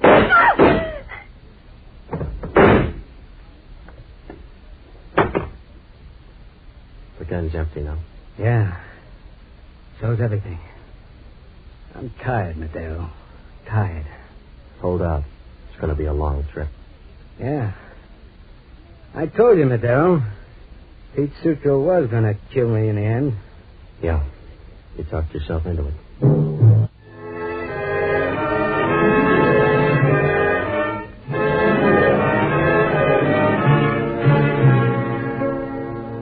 Warcheck got the whole story the next morning. Seems that Sutro and Kane were in a big robbery in Detroit. The plan was for Sutro to carry all the dough and meet Kane and Evelyn at their hideout. But Sutro got smashed up in an auto accident and never made it. Sutro's face had to be remodeled, and when he lost his memory, Sheila made her pitch. She promoted a wedding and cut herself in on half the stolen cash. Changed his name to Nat Finley and brought him out to San Francisco. Kane and Evelyn got wind that Sutro had taken off to the coast, so they followed. They couldn't find him, and for a year, Sheila and Sutro got along without a hitch. And then Sutro began hearing his real name in his own mind, and before Sheila could do anything, I'd already shown her husband's check to Kane. He recognized Sutro's handwriting right away, and so he started to blackmail Sheila. He didn't make any yardage because Sheila stopped him with a .38. And then she tried to convince her husband that he was crazy. Evelyn won in the last round when she recognized Sutro's voice at the Jade. Turned out that Sutro had been chasing himself until he caught himself. Well, Warcheck asked only one question. How can a guy forget his own name? I don't know. A lot of hotels would like to know that, too.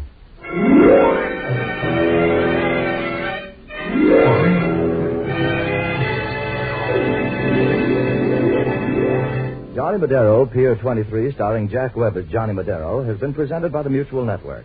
Johnny Madero is written by Herb Margolis and Lou Morheim. Gail Gordon played Father Leahy. Bill Conrad played Inspector Warcheck of Homicide. John Garfield played Nat Finley. Others in the cast were Gene Rogers, Joan Banks. Original music was composed and conducted by Harry Zimmerman, and the entire production was directed by Nat Wolff. Tony Lafrano. This is the Mutual Broadcasting System.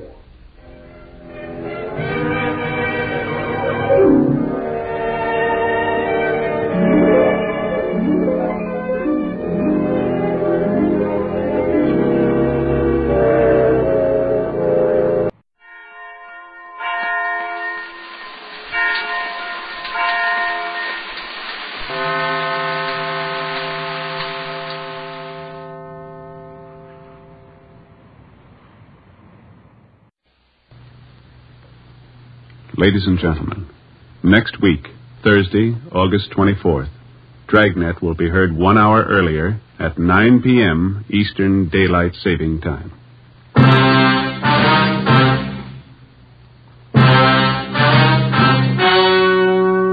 The story you are about to hear is true.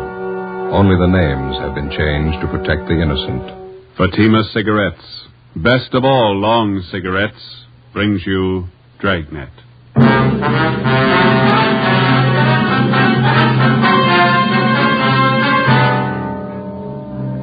You're a detective sergeant. You're assigned to Juvenile Bureau. A vicious case of wanton and willful destruction of private property occurs in your city. Suspicion points to a juvenile. Your job, find him. If you want a long cigarette, smoke the best of all long cigarettes. Smoke extra mild Fatima. Yes, Fatima is the king-size cigarette which contains the finest Turkish and domestic tobaccos superbly blended to make it extra mild, to give Fatima a much different, much better flavor and aroma than any other long cigarette. That's why Fatima has more than doubled its smokers coast to coast. Enjoy extra mild Fatima yourself. Best of all, long cigarettes. It's wise to smoke extra mild Fatima. It's wise to smoke extra mild Fatima.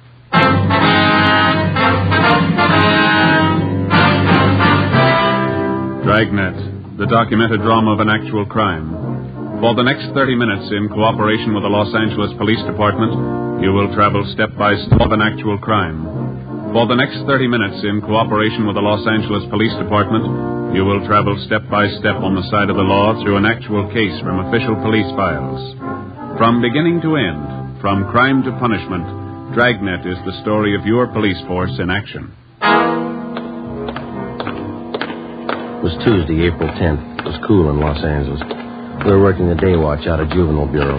My partner's Ben Romero. The boss is Inspector Bowling. My name's Friday.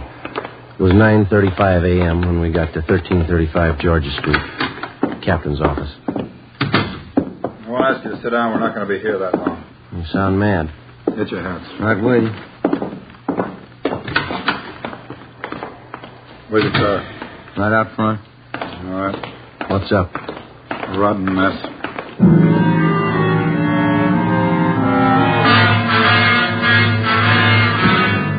We got in the car and drove south on Figueroa till we got to West 103rd Street.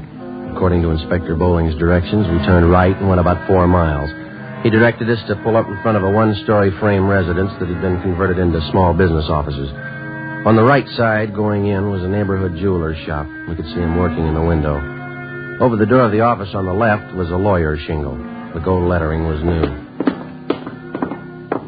It's this way. Lawyer's office. That's right. Name's Paul Wilson. It's me, Miss Wilson. Oh, come in, Inspector Bowling. Mr. Wilson, this is Sergeant Friday. Romero, juvenile detail. I'm assigning them this case. How you do, Sergeant? All right. Sorry. All right, look at it. Just look at it. Look at that, Joe. Yeah. Paint. It's all over everything. Look at that leather chair. It's ruined. The desk smeared with the stuff. Green paint. Yeah. Looks like they threw it on with a mop, doesn't it? Rug soaked with it, the walls. Look, Joe. They even got the clock. Yeah. Take a good look. Remember it when you tag whoever did it. These your law books, Mr. Wilson? Yes, sir. I didn't have to do this. Poured paint all over them. Yes, sir. When did all this happen? Sometime last night. Found it this way when I came in this morning. Any idea who did it? That's why he called us, and we're going to find out.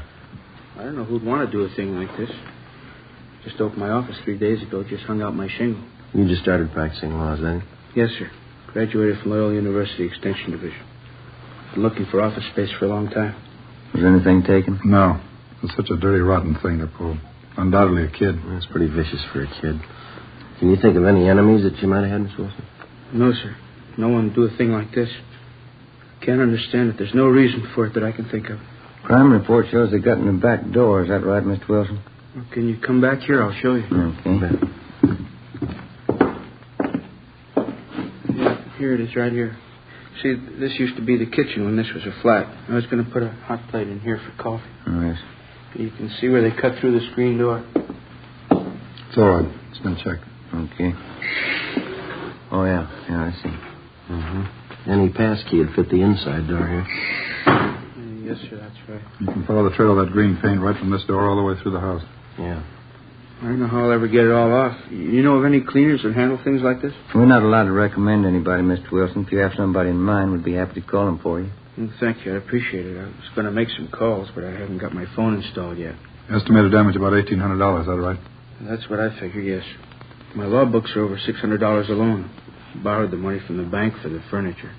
You haven't noticed any kids in the neighborhood, none of them around while you were moving in? No, I didn't see any. I moved everything in myself, rented a trailer. Made several trips to get it all over here. Guess that was a silly thing to do. Why? Well, the store where I bought the furniture said they'd deliver it, but I couldn't wait to see everything in. First office, you know. Yeah, we understand. Well, like I said, I made several trips with the trailer, and I didn't lock the office each time I left. Didn't figure it was necessary.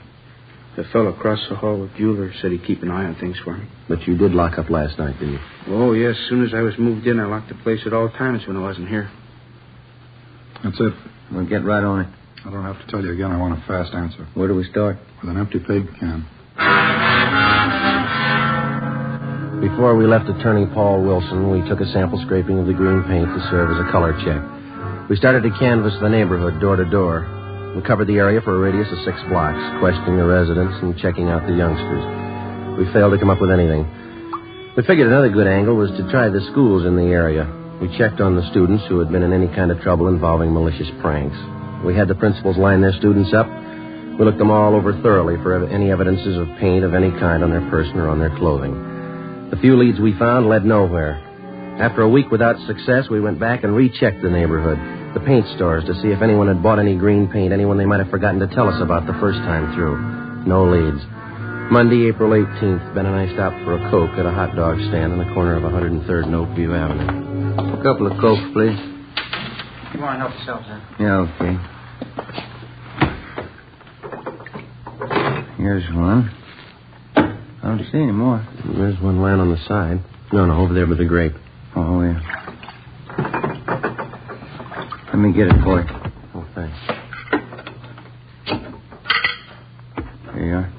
Good.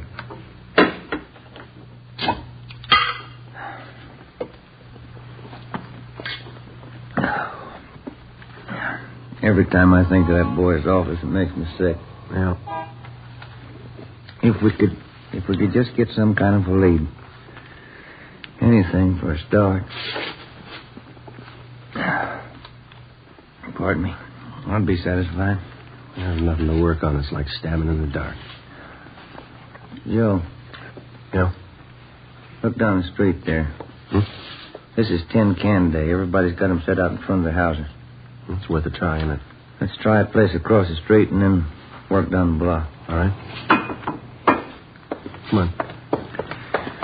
I had a cousin move down from San Francisco. It took him almost a year to get used to this tin can system here in L.A. Is that so? Yeah, up there they throw everything into one garbage can. Tin cans, no. Oh, I didn't know that. Yeah, sure. Tabs, my cousin, never could get used to putting the cans out.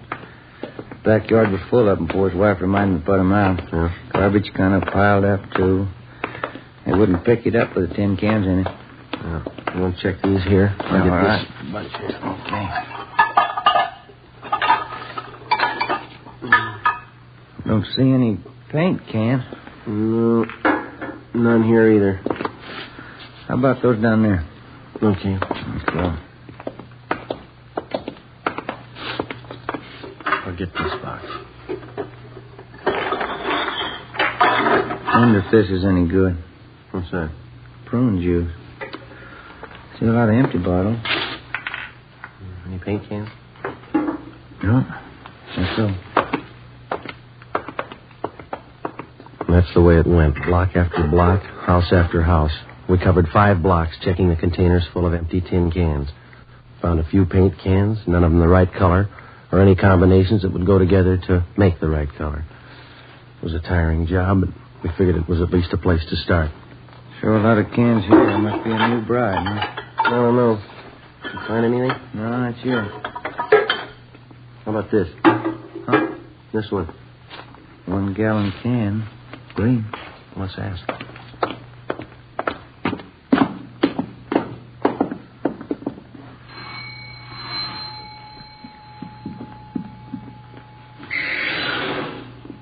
Yes? Police officers, ma'am. This empty paint can belong to you? You can have it if you want. We threw it out. Do you have any children here, ma'am? Yes, a boy. How old is he? 1 year. Would you mind telling us what this paint was used for? We just moved here. Is there any law about throwing out the paint cans? Oh, no, ma'am. We're investigating the case. Just like to know what the paint was used for. Did old man Boone send you over? Beg your pardon? Mr. Boone, the man we rented this house from? No, ma'am. I thought maybe it was him. He said we couldn't do any painting inside. And we don't know anything about that. You sure? I don't trust him. No, ma'am. You say the paint was used to redecorate? Yes, come in, I'll show you. Oh, thank you.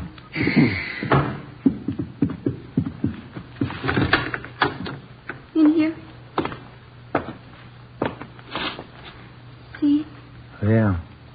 Carlos, dear, my husband. I told him he should have waited till Sunday. Mm-hmm. Whose idea was it to paint the bathtub? Carlos. He's going to night school learning English. The teacher told him the best way to learn was to speak it around the house. Yes. It's better for the little one, too. Well, anyway, Carlos gets paid on Saturday night. Then he stops at the little place where the fellas he works with and has a little drink. He gets his paycheck cashed there. Mm-hmm. When he came home, he said he was going to paint the bathroom for me. I guess he felt a little good. I was in the kitchen and I yelled to him to paint around the top. Around the top, I said. Yeah. Like I said, he doesn't know English too good yet. We have a green tub. I see. Well, thank you. He's going to clean the tub next Saturday. We use the shower. Painted that, too, didn't he? Oh, thank you very much, ma'am. I'm sorry to have disturbed you. Oh, that's all right. I'm worried about next Saturday night. Why's that? There's no telling what he's going to do with that paint remover.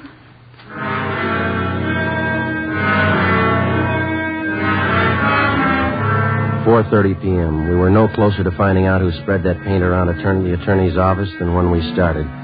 We continued checking the neighborhood, but we found nothing. A few minutes before 5, we got a call to check back in with Inspector Bowling. You do any good out there? Nothing at all. We had a little action, a new one. No, what's that? Came in about an hour ago. Somebody poured kerosene on 3 palm trees and set them on fire. 3 trees, 3 different blocks. Yeah? Kept the fire department busy. Tied up the traffic for several hours. I sent additional juvenile cars out there to cover happened in the same general area as the paint job. Any leads? No. Anyone who would smear paint over an office might set a palm tree on fire. Same type of gag, malicious mischief. Think there's a connection between the two? Well, it's anybody's guess. Paint routine's a new one, so's the palm trees. They're both one-time only shots. Maybe the two connect somewhere along the line. Maybe. Well, it's got us stopped. We can't even find a place to begin. We've tried everything we know. Starting again tomorrow. It isn't going to make that young lawyer feel any better. Yep. Who? Did you take him down to the detention room? He does, huh? All right, I'll see him. Yeah, right now. 16-year-old boy out there says he's got to see me. Would you like to talk to him alone? No, that's all right. You stay. Come in. You're the chief? My name's Bowling, Juvenile Bureau, yeah. Could I talk to you alone? Well, these officers work with me. Can you talk in front of them, son? I guess so. Well, come on over here. You want to sit down, son? I'd rather stand if it's okay. All right, what's on your mind? I want to confess. What do you want to confess, son? I murdered somebody.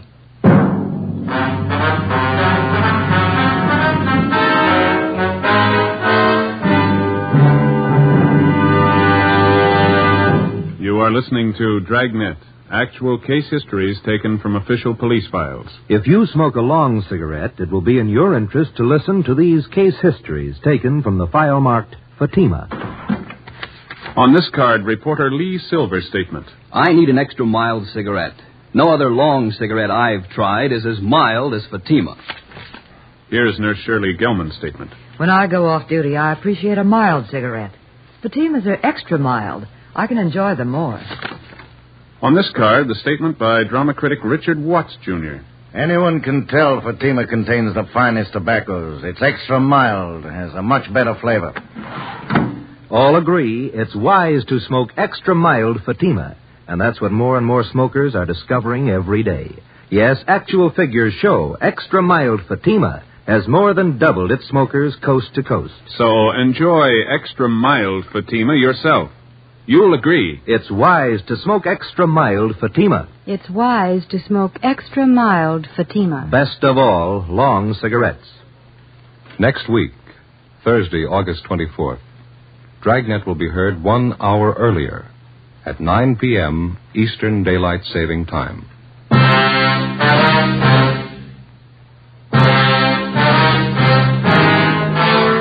6 p.m. Monday, April 18th.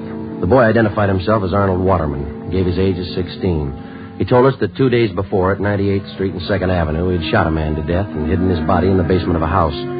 He was taken to the interrogation room where a police stenographer took his statement.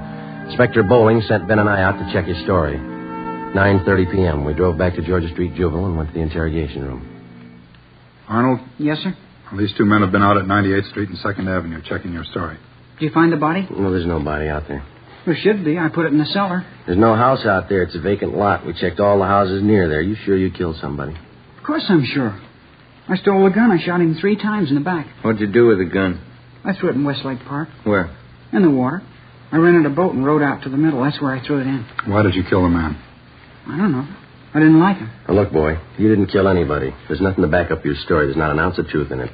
How do you know you haven't found the body? Just wait. You'll find him, then you'll see. I killed him, all right. Will you show us where you hid the body? Why should I? I told you can find it. These men have gone over that entire area thoroughly. There's nobody out there, and you know it. You cops are funny. When somebody won't admit a murder, you keep asking questions until they do.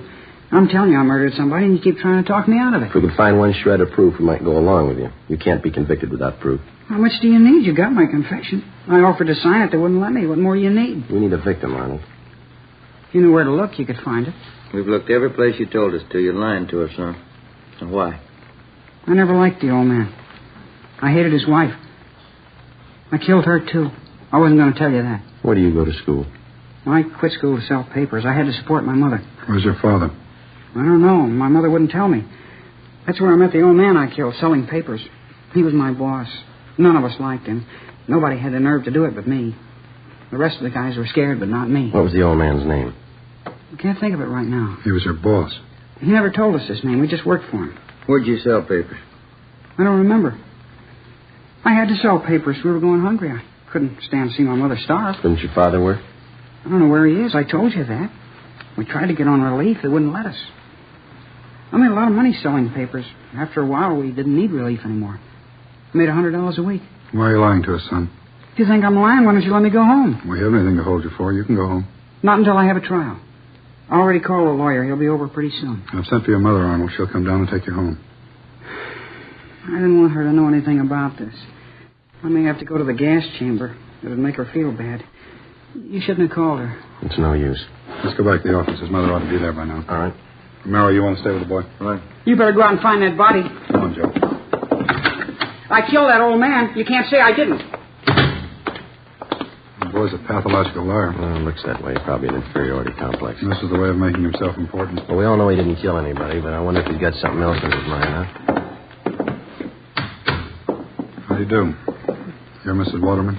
Yes. Inspector Bowling? Yes, ma'am. This is Sergeant Friday. How do you do, ma'am? How do you do? I have to excuse my appearance. I slept a little late today. We've got your boy down the hall. He's all right. Trying to get us to swallow a few tall stories. Yeah, he's like that. What did he tell you? He tried to give us a story about killing somebody. Well, I'm not surprised. This isn't the first time. I'll never understand that kid. Has your boy ever been in an institution, Mrs. Waterman? No, he's not bad. He just likes to lie all the time. He's an awful liar. Went to his high school principal the other day, told him his father and I beat him. We wouldn't give him any lunch money. Where is your husband? He has a newspaper concession on one of the railroad trains. How often is he home? Once a week, sometimes every 2 weeks. It's the only business he knows. Yes, ma'am. Maybe that's the reason the kid's the way he is. My mom always used to tell me a kid needs his father. So whenever my hubby's home, he always does the right thing. Arnold started telling these lies a long time ago, and ever since, when his father found out, he catches it. What do you mean? Good strapping. That's all a kid like him understands. His father knows how to handle him. Whenever he lies, he takes the strap to him. You think that's the best way to handle it? Don't you? Well, you know what you're doing, Mrs. Waterman. He's your son. But if you wouldn't mind a little advice, do you mind my telling you? No, not at all. Well, that boy needs care, and he needs it bad. The strap's not the answer. He needs attention, good supervision, and a lot of companionship. I'm not conducting a class in child psychology, but care for that boy of yours. Care for him before the state has to. It's just those stories he hears. That's what's wrong with him. Came home the other night with the wildest tale I ever heard. Yes, ma'am. Said he threw green paint all over somebody's office. Ben and I drove out to the Waterman home. We checked through the boy's belongings. His mother showed us his room. In his closet, we found a pair of corduroy trousers, a white T-shirt, and other articles of his clothing spattered with the same shade of green paint that had been found in the office and furnishings of attorney Paul Wilson. We asked Ms. Waterman where her son Arnold was on Sunday night, April 9th, the night that the office had been broken into and smeared with paint. She told us she didn't know, but that he came home that night with paint on his clothing. Ben and I went back to the office where we filed an application for a petition and detention, Section 700 sub M WIC, malicious mischief, 1 count. 2 days later, in juvenile court, the calendar was called. Arnold Waterman's name was first on the list.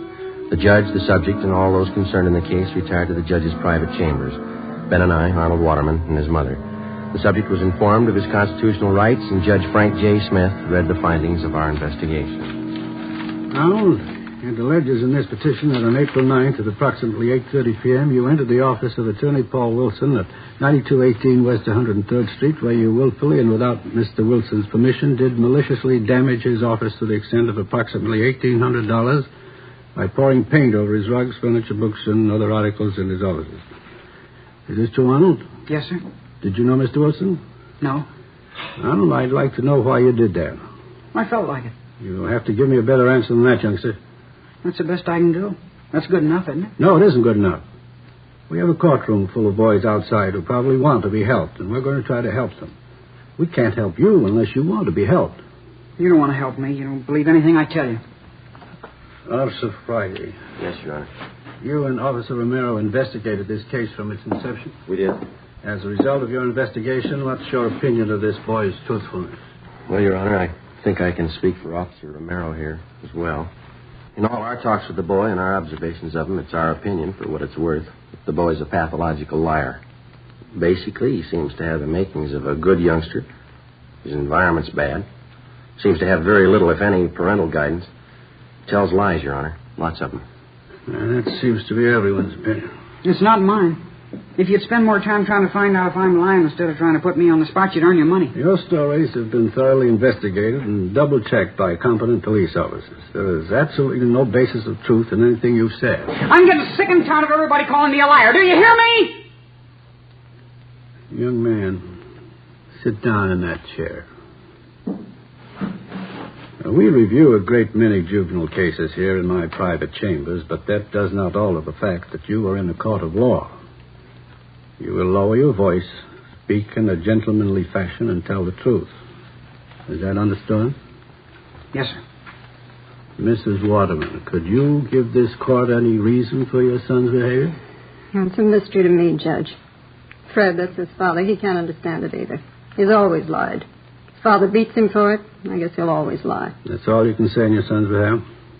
What else is there to say? He's a liar. Arnold, I'm going to ask you once more. Why did you smear paint all over Attorney Paul Wilson's office? I didn't like him. Why didn't you like him? I didn't like him, that's all. Tall, skinny, funny-looking guy. You mean you destroyed his property because you didn't like his looks? Something like that. He was cheap. I saw him moving in. He had a trailer. He was moving his own stuff in. Why didn't he hire a mover like everybody else? I don't like cheap people. Do you know anything about this man, Wilson? No. Why? What business was it of yours, whether or not Mr. Wilson decided to move his own furniture? Do you know that he's a young man, not much older than you, just graduated from law school, took a lot of time, took a lot of his money that he earned to put himself through school, and you sit there, a mere sketch of a boy passing judgment on a fine young man like Paul isn't. And, boy, let me tell you something. I don't know if you're a God-fearing lad or not, but you'd better fall on your knees and ask forgiveness and hope that somebody hears you, that he hasn't lost patience with you. You better raise up those sights of yours, lad, and pray for forgiveness. I hope those tears mean something. Now, do you have anything to say before I pass judgment on this case? Yes, sir, I have. I'd like to tell you about something else I did. There were some palm trees out there. I put kerosene on them and set them on fire. Oh, Friday. Would you know anything about this? Yes, Your Honor. That checks with the reports. Any property damage? No, Your Honor. Kept the fire department pretty busy. That's about all. I didn't kill anybody. I just made that up. Yes, we know, Arnold. Do you have anything else to add, Mrs. Waterman? No. I don't know what else you can do with a kid. I'm glad it's somebody else's problem. According to the findings of the probationary officers and the investigating officers and what I've heard and observed in these chambers, I have no alternative but to remove this boy from his present home and environment and place him in a foster home where he will receive closer supervision and the care that he requires. Does that meet with your approval, Mrs. Waterman? It's fine with me, Judge. Fred and I can hardly make ends meet now, and it's a shame to waste what money we have on this kid. It's all I can do to squeeze out the new clothes I need. Then you approve this plan. I can't wait to tell Fred. Well, when you tell Fred, you can also tell him the taxpayers are not going to assume the burden of the mistakes that you and your husband lavished on this boy. What do you mean, Judge? The expense of placing the boy in this foster home comes to the amount of $35 a month. You and your husband will pay this sum. The law covers that. It's an awful lot of money. The payment will be due on the first day of each month. You will meet this requirement or be held in contempt of court. I'm only sorry that's as far as the law goes. The laws of the state of California do not make the parents responsible for the torts of their children unless contributory negligence can be proven. In my eyes, it is contributory negligence on your part, but unfortunately it cannot be proven. Any faults that this boy may have are yours. You as a parent are responsible. We did the best we could in raising the kid. Madam, you didn't raise him. Hearing dismissed.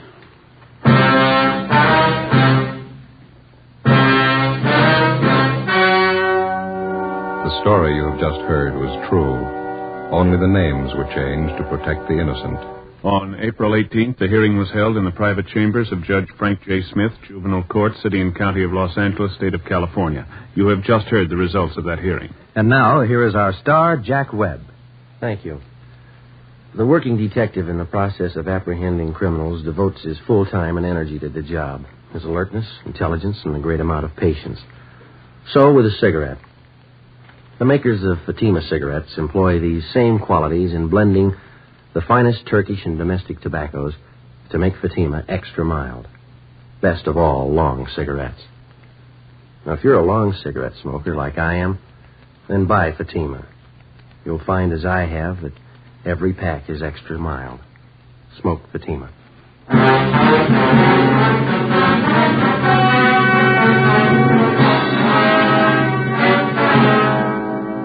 Next week, Thursday, August 24th, Dragnet will be heard 1 hour earlier at 9 p.m. Eastern Daylight Saving Time.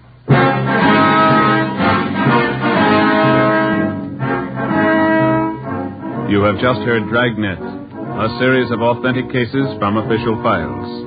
Technical advice for Dragnet comes from the Office of Chief of Police W.A. Parker, Los Angeles Police Department.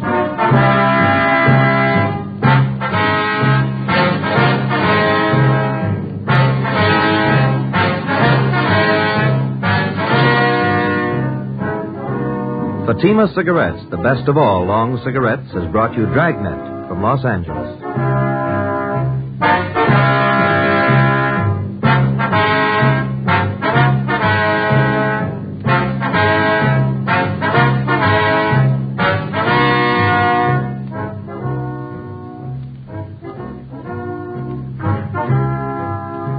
Now hear Sarah's Private Caper. September 7th, it's Father Knows Best on NBC.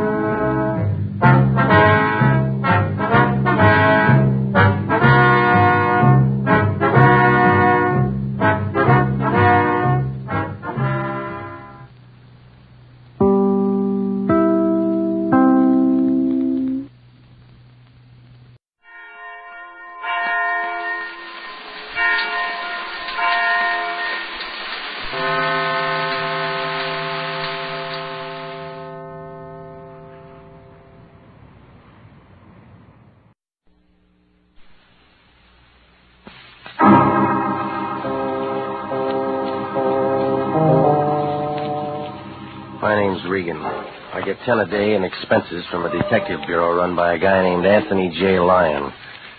They call me the Lion's Eye. Jack Webb is Jeff Regan, Investigator, as CBS offers you hard-boiled action and mystery and thrilling adventure in tonight's story of The Lawyer and the Lady.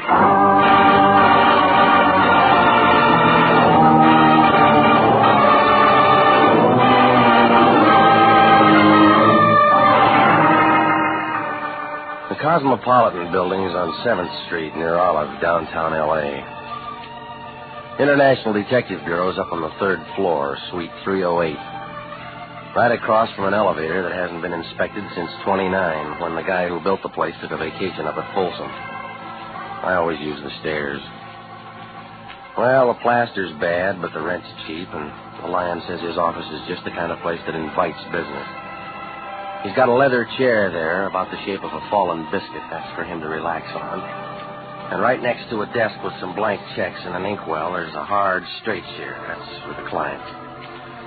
The lion got mad when our last customer asked if the chair was wired. Well, when I walked in last Thursday night about 6 o'clock, he was staring at that empty chair. Wishful thinking. Regan, Christmas is coming. Well, that's news. It's the time of year when everybody's nice to everybody else. Somebody give you a calendar? I got better than that. It's a check. From who? His name's Kramer. He's a big lawyer.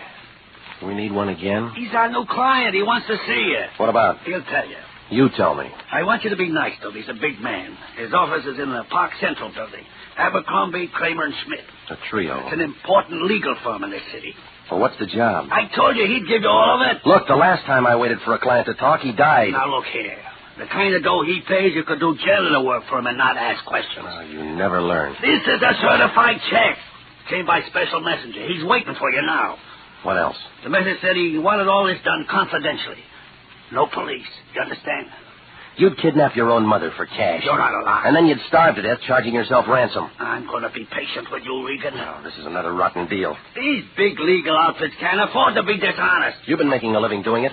Kramer's in legitimate practice. I checked her. Oh, sure you do. I pay your salary, and I take things as I see them. Well, you need stronger glasses.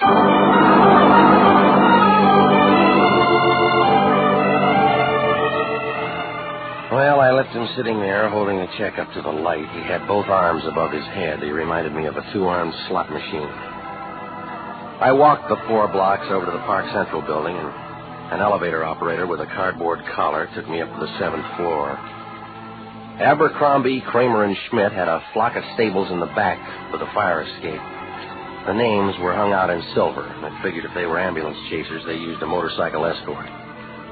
I opened the door and stepped into a green carpet that needed mowing. Then I heard a noise at the deep end where the trout stream should have been. She had hair the color of smoke. The rest of her spiraled up to match. But she looked unhappy, like a termite in a granite quarry. She glanced at her typewriter, and then up at me. The Remington 1. We've already ordered our Christmas cards. Get them in July. Well, maybe I'm not selling. You should. You're the type. Kramer in? He might be. But he never sends cards. Doesn't believe in Christmas. Well, he sent my office a check. Did he? What office is that? I'm Regan, International Detective Bureau. Stick to greeting cards. Kramer sent for me. Oh? He wants protection, huh? You tell me. Maybe it's something else. Well, let's find out. In a minute. He's busy right now. What's the matter with Abercrombie? He's dead. Schmidt? Wishes he was. Palm Springs with a hangover. Yeah, real nice bunch. How long you worked for him? Too long. My jokes are newer. Well, Benny's making a move. Maybe he'll hire you. I don't like funny men. What do you do when you're not working? All depends on who I'm with. Thought maybe you were antisocial. That's Kramer's. I was ahead of her trying the door, but it was locked from the inside. She fumbled around on the desk and finally brought out a key. Kramer was sitting at his desk holding onto the front of his shoulder. His face was white and he wasn't feeling too good. Fire escape. He got through there. And he called Dr. Sorensen. This wouldn't look good in the papers. No police. That's a big order. Well, that's a big hole in his shoulder.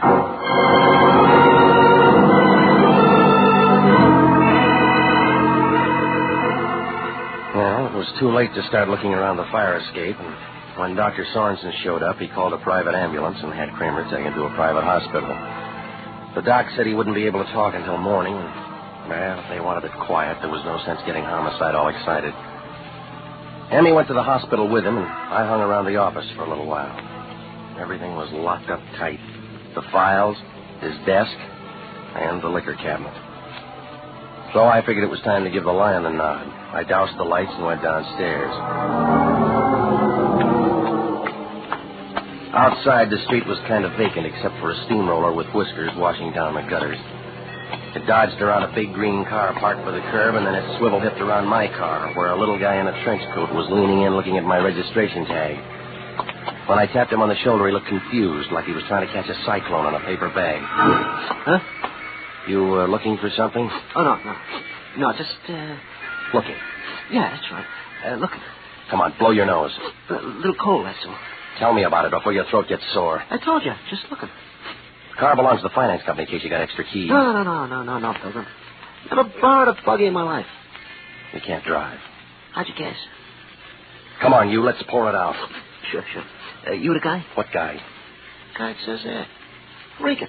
I might be. Don't want to make a mistake. Deal, will you? Somebody wants to see you. Who? Guy. Well, I don't know him. Yeah. Guy says please. Reads Emily Post. That's right. Friend of mine. Weighs 285 pounds. He's across the street in the ice cream parlor. Last stool on the end. Well, I'll tell you, somebody else is carrying my books home today. Oh, we wouldn't care. Big man. Gonna see him? Can't he walk? Says if you argue, mention the name Kramer. Now you gonna see him? How can I miss? He weighs 285 pounds.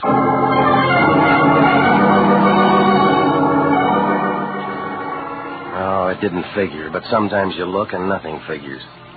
Kramer had taken one in the shoulder, and before he'd been able to talk, the lights had gone out, and he wound up in a hospital.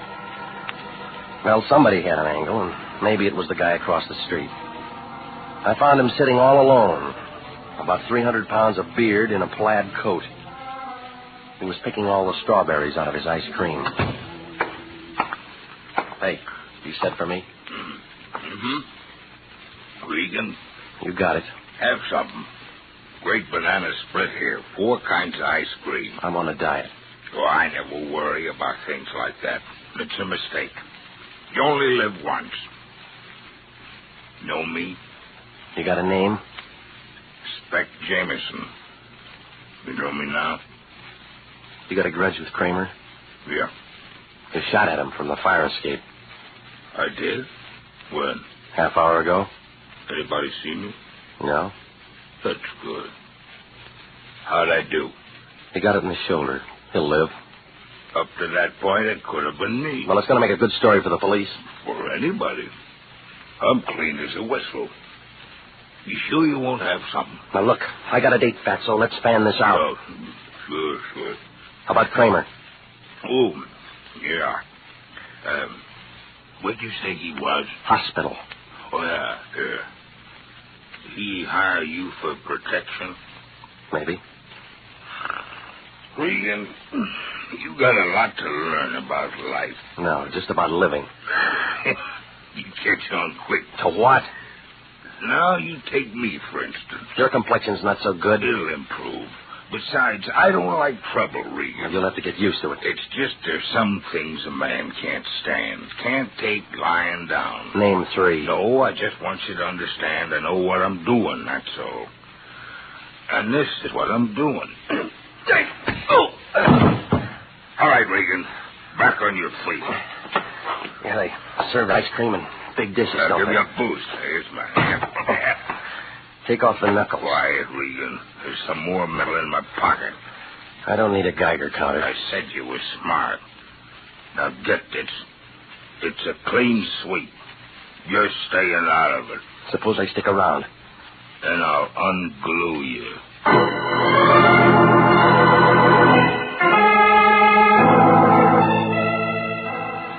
I left him sitting there with his ice cream. Wouldn't have done any good to trade fists with him. But there was something in the way he talked about Kramer and the shooting that made it a Sunday puzzle. I found a phone booth and put in a call to the Lion. Regan, where you been? You see Kramer? What'd he say? Well, now, which one do you want first? What about Kramer? He was all shot up. Target practice? Some guy with a grudge. If he plays like that, yell cop. Look, they'll want to see you. No police, remember? What are you talking about? Another bum client. Why do these things always happen to me? Because your palm is faster than your brain. Every case has it. Look, this is a 3-ring circus, and we haven't even got any peanuts. Well, maybe I should have found out what he wanted. Oh, you say that now. Who's got the grudge? A sweet tooth. Calls himself Spec Jameson. Spec, where's he fitted? He wouldn't stand still to show me his tea leaves. You talked to? We met. When people start asking questions, we don't want to be stuck without any answers. You get out and run down some dope on this man Spec. What are you going to do? Don't worry, I'll take care of my end. Yeah, most people do. Well, this job had more ups and downs than the Berlin airlift. I turned the phone book over to some drunk with a beer breath, and I walked over a couple of blocks to the morgue. I mean, the one where they keep dead newspapers. I got a friend who works in the file room of the L.A. Times. After 15 years of it, he's got about as much adrenaline as an old magazine in the attic. Nope. No, I never heard of a Spec Jameson. Probably a nickname, isn't it? You know, Spec, short for glasses? Yeah, I caught the drift. Thought I was going to say spectacles, didn't you? Hey, look, let's try this for size. Yeah. Big fat guy, but always hungry. Mention any friend? Kramer, and he wasn't a friend. Spec Adams in last Thursday's paper. What'd he do? Executed the same day in Sing Sing. Spec Jameson. Released from Quentin day before yesterday. Let me see. That's all it says. Serve full 10-year sentence, continuous on 4 counts. Somebody threw a book at him. Yeah, maybe. Tell you in a minute. Try December 38. This case would have come up in November. Yeah, there we are. Yeah, you take these. Yeah. Hey, look at the funny skirts. Short, weren't they? Hey, here's one. War impossible, says Look, Bennett. let's stick to the subject. November 17th, Jameson appeal denied. Read it, man. A lot of stuff. He was in the rackets. Go on. Judge said unusual completeness of prosecution's case made retrial impossible. Continuous sentence upheld. Who was the judge? Old Govern, he's dead. Here's what you want. Special Prosecutor Joseph W. Kramer. Yeah. Excuse me. Joseph W. Kramer was brilliant in relentless work for the forces of good in Los Angeles. It's for you. Okay, thanks. Yeah? Mr. Regan? Yeah. This is Emmy, Mr. Kramer's secretary. Are you always this hard to find? Well, that depends on where you look. Mr. Kramer wants to see you. You talking now? He's feeling much better. The doctor said it was just a flesh wound. What kind? 38. All right. Where's the hospital? It's a little place on Hawthorne. Mrs. Kramer will show you. If you don't mind going by the Biltmore and picking her up. I haven't got my car. Use Mr. Kramer's. It's in the garage there. Is she expecting me? I phoned. 15 minutes. Good. He wants to thank you for what you did. Well, what'd I do? Kept the police out of it. Well, it's his show, but it may close. What do you mean? I ran into Spec Jameson. Oh? Now, you still want the police out of it? I don't know. Mr. Kramer will tell you when he sees you. You sound like you're changing jobs.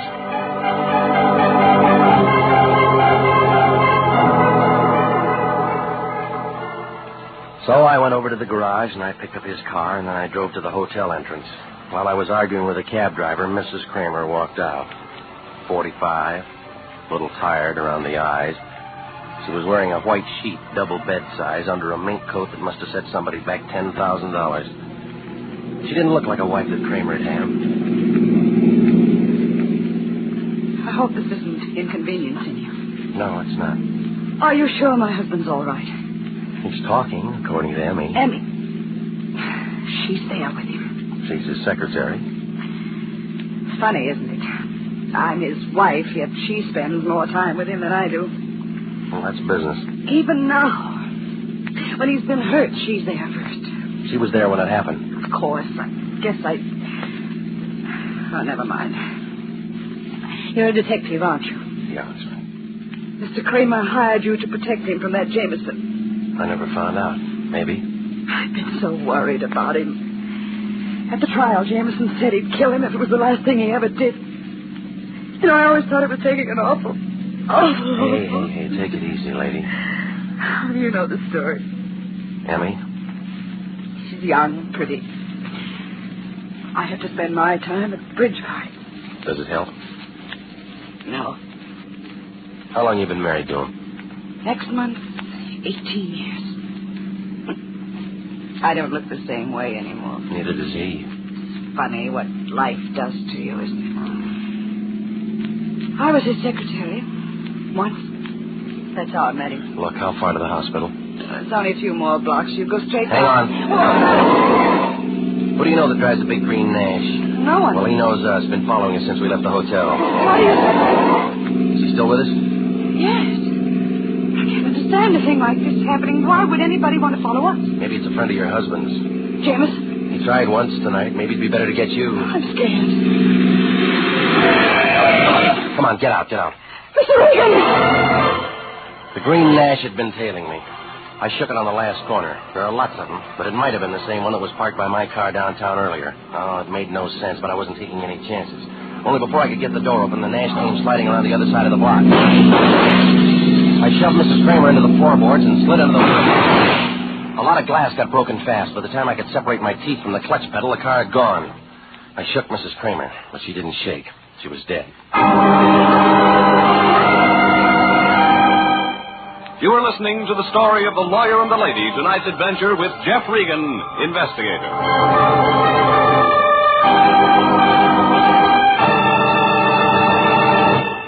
Listen, this is good news. Good news for you if you're between the ages of 20 and 26 and a half, married or single, a high school graduate, and want to fly for the United States Air Force. Yes, the Air Force Aviation Cadet Program is offering you the opportunity to become a pilot officer in the mightiest Air Force in history. You can be one of the Air Force's men of renown. And there's more offered than the pride you feel in being a member of America's flying team. For after your 52 weeks of training, you'll graduate as a second lieutenant in the Air Force with an income of more than $300 per month. Remember, the Air Force offers you what it offered General Jimmy Doolittle, General Carl Spaatz, and General Hoyt Vandenberg. Now, at 42, the Air Force Chief of Staff. Call at your local Army and Air Force recruiting station tomorrow. Apply to become an aviation cadet. And now, back to the story of The Lawyer and the Lady and Jeff Regan, Investigator.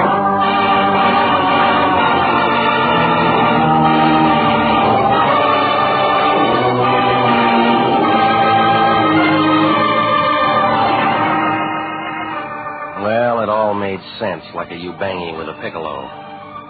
It started when the Lion sent me over to see a lawyer named Kramer. I got there just in time to meet Emmy, his receptionist, and find Kramer with a bullet in his shoulder. The hospital took over, and I left. That's when I ran into Spec Jameson, an ex-con who Kramer put away some 10 years ago. He turned out to have a lot of stomach and a big hate for the lawyer. And then I got a call from Emmy to pick up Mrs. Kramer. I did, and the shots began, and she ended up a candidate for the city morgue.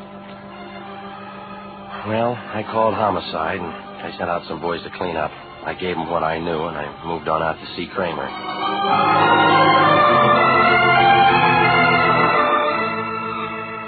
The Angels of Mercy Hospital turned out to be a private place off Hawthorne. 2 stories of cement set down in the middle of a clover field. It figured that they only held a thermometer to patients that could make a big noise with a cash register. Kramer showed in an upstairs room next to a fire escape. He was climbing into an overcoat. And when he saw me, he looked unhappy, like a pointer with a broken tail. Well, Regan, I'm glad you came to see me. Tell me that later. What do you mean? How's the shoulder? Oh, a little annoying, but it's all right. Now, that figures. Why? It was a neat shot, just enough to raise a little fever. What are you driving at? Give it a chance. It'll sink in. Come on, let's get out of here. All right. Picked up my wife downtown? Yeah. Good. She worries a lot. You know, tell you what, Regan, I'll send a check around in the morning for another 100. That all right? Make it 1,000. What's that for? Insurance against guys like you. Never mind that, Regan. Why didn't you tell the Lion what you wanted in the first place? I didn't know. I got another story. Well, you're wrong. You knew Spec Jameson was out. No reason I should tell you that. I'm rehearsing a witness, that's all. What? Yeah, now let's hear what you did to him. Nothing, not a thing. He can tell you that. In 38, you got the book thrown at him. He was a public enemy. So's Smog. Regan, a man in my position... Maybe that's it. Maybe you're the kind of shyster that builds a rap on convictions. Well, grant you would help. That's all you want. So he hated you. He made threats. What cooled him off? $10,000. When? After I discovered he meant business, I sent someone with the money. Figured Jameson forget everything for cash. Men of his stripe always will. You made a mistake. Everybody does sometimes. I guess Jameson is still using his gun. No. But my shoulder will mend. Your wife won't. What do you mean? She's dead. No. Homicide will tell you different. I'd better go down to see them. Yeah. That bullet was meant for me. Yeah, like you said, everybody makes mistakes.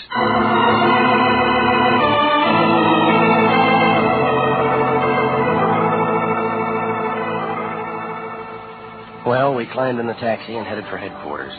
Kramer looked confused. He mumbled a few words about what a good cook his wife had been, and how he'd always tried to protect her from the stuff that he'd done to make a success. He was the kind of guy that always figured it was better to make a deal than face facts. Now he had to face a backfire. Well, there were a couple of newspaper photographers in front of the place. Kramer's shoulders dropped a couple of notches, then he headed for inside. I started in behind him, but an arm stopped me. Regan, come here. What are you doing out of bed? Sit up. Get back in the taxi. Look out, that meter will bite you. I'm not paying the fare. Downtown, driver. Okay, Mac. You know the cops are going to love you for this. They can hear your side of it later. Sure, and you'll stand behind me. Now, Regan, I'll tell you how I speak of this. She gets killed. It was a mistake. Oh, now, that takes a big brain. Kramer's got enemies. Said enemy didn't the wife Regan to get Kramer. That's the last chapter. And we'd like the next one. Turn in said enemy, and we'll pick us up a nice fat reward. Homicide started with Jameson already. They're going to be surprised. What do you mean? He didn't do it. How do you know? I look into things. That's how I know. Well, all right, big shot. Open it up. It goes this way.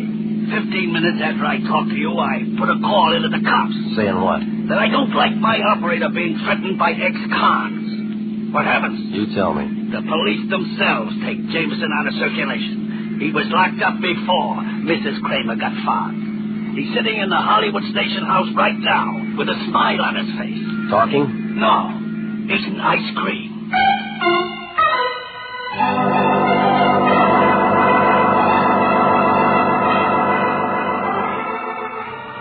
Well, now it really made sense, like a mermaid on a bicycle.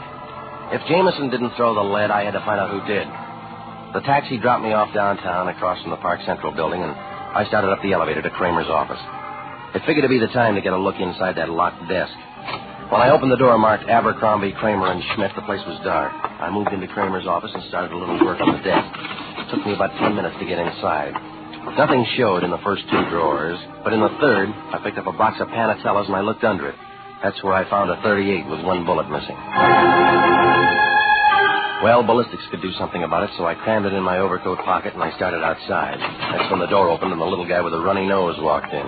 He was wearing a suit the color of an avocado and his face looked like a fried banana. It's a nice rug, huh? You from the cleaners?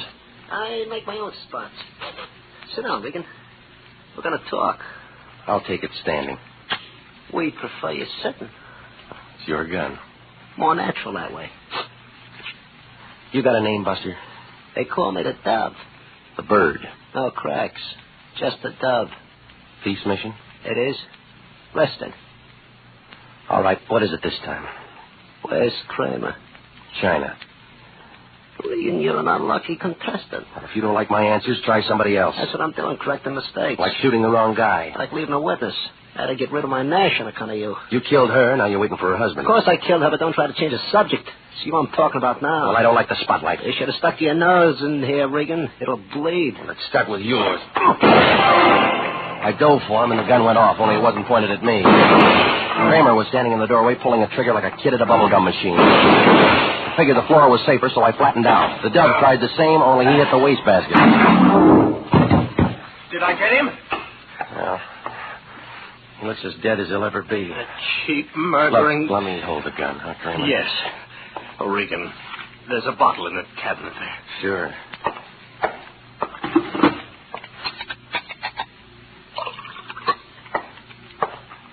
Here you are. Thank you. What are you going to do now? I don't know. Call the police, I guess. I thought you were with them. I came down in their car to get some of my files. On the old Jameson case? Yes. You want to tell me? Oh, it's about as you know. He was a small-time grifter.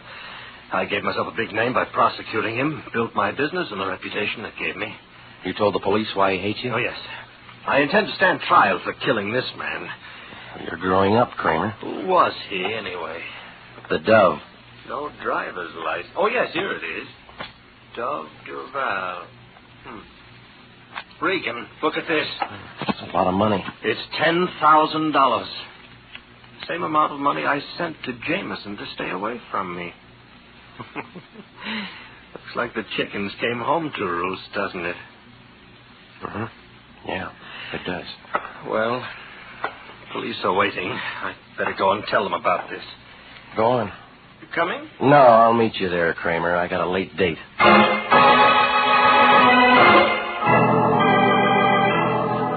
I gave the boys downstairs the high sign, then I moved out of there fast. I found Emmy's place just off Normandy. It was a brand-new duplex with a gilt-edged driveway and stocks and bonds for awnings.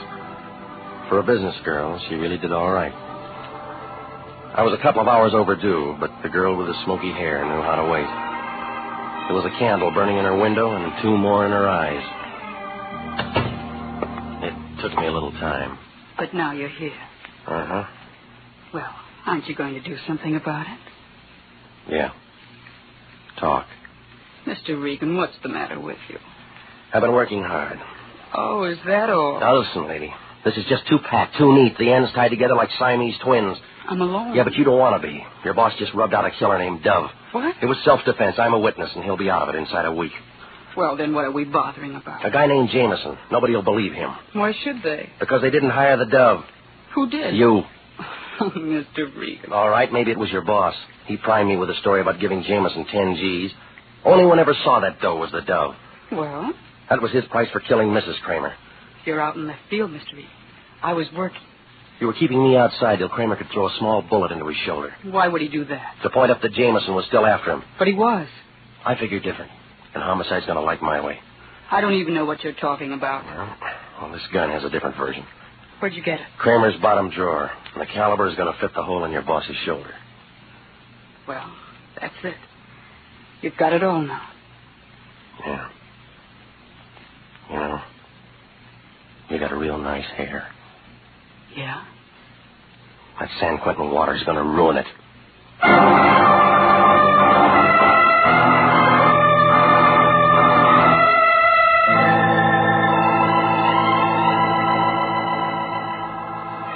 Well, the whole thing came apart like a paper hat in a shower bath. Seems that when Jameson got out of prison and threatened Kramer, the lawyer and his secretary figured that it was a good time to get rid of the wife. I suppose she interfered with their skiing or something. Anyway, they hired the Dove to do the job and then got rid of him just so he couldn't ever come to bat for the fall guy, Jameson. Yeah, they had a perfect frame fixed for him, and I was picked to decorate the edges, only it didn't work. Everybody was positive about this one. Kramer knew he was going to win. Emmy knew she was in for a big cut, and the Lion knew he was going to collect a fat fee. They should have all figured it. This is the year for upsets.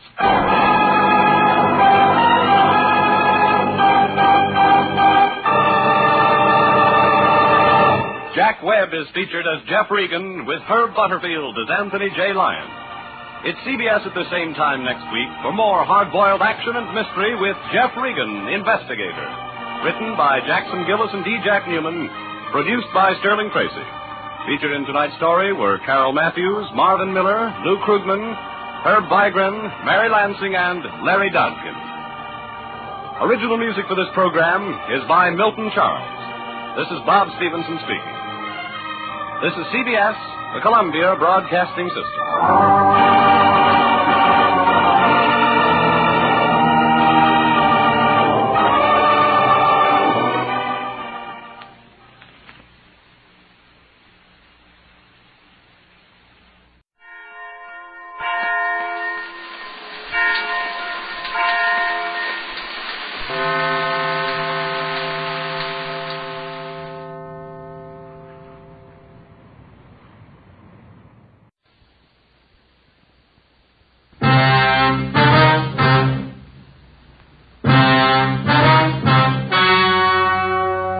The story you are about to hear is true.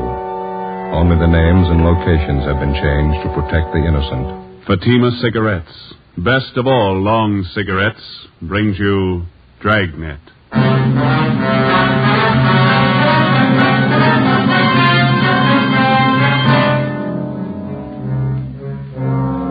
You're a detective sergeant.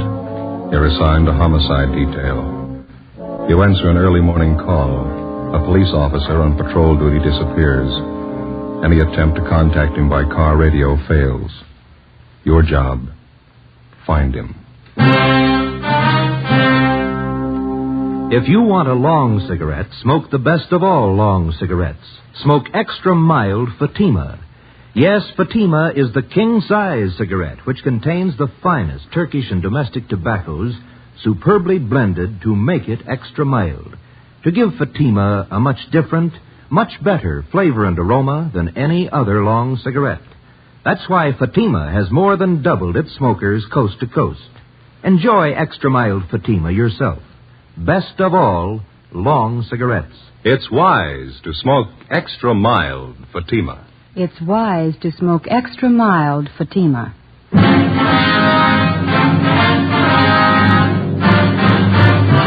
Dragnet, the documented drama of an actual crime. For the next 30 minutes, in cooperation with the Los Angeles Police Department, you will travel step by step on the side of the law through an actual case from official police files. From beginning to end, from crime to punishment, Dragnet is the story of your police force in action. It was Monday, June 4th. It was sultry in Los Angeles. We were working the early morning watch out of homicide. My partner's Ben Romero. The boss is Chief of Detectives Thad Brown. My name's Friday. It was 6:45 a.m. when we got to the Imperial Highway. San Pedro cut off. All right. Friday and Romero? Yeah, that's right. Pete Sutton, Sheriff's Department. How are you? Hello. We got here as soon as we could. Inspector Bowers fill you in? Yeah, Ed Baxter and Central Homicide told us to check with Bowers at the sheriff's office. And Bowers directed us to come out here and lend you a hand. This thing happens so close to the county line, they figure both departments ought to go to work on it. Sure, glad to have you. Looks like a tough one. Is this the highway patrol car the missing officer was assigned to? Yeah. This is just the way we found it. We turned off the ignition. Motor was running, lights were on. Must have been idling quite a while. The temperature was up pretty high. When did you find it this way?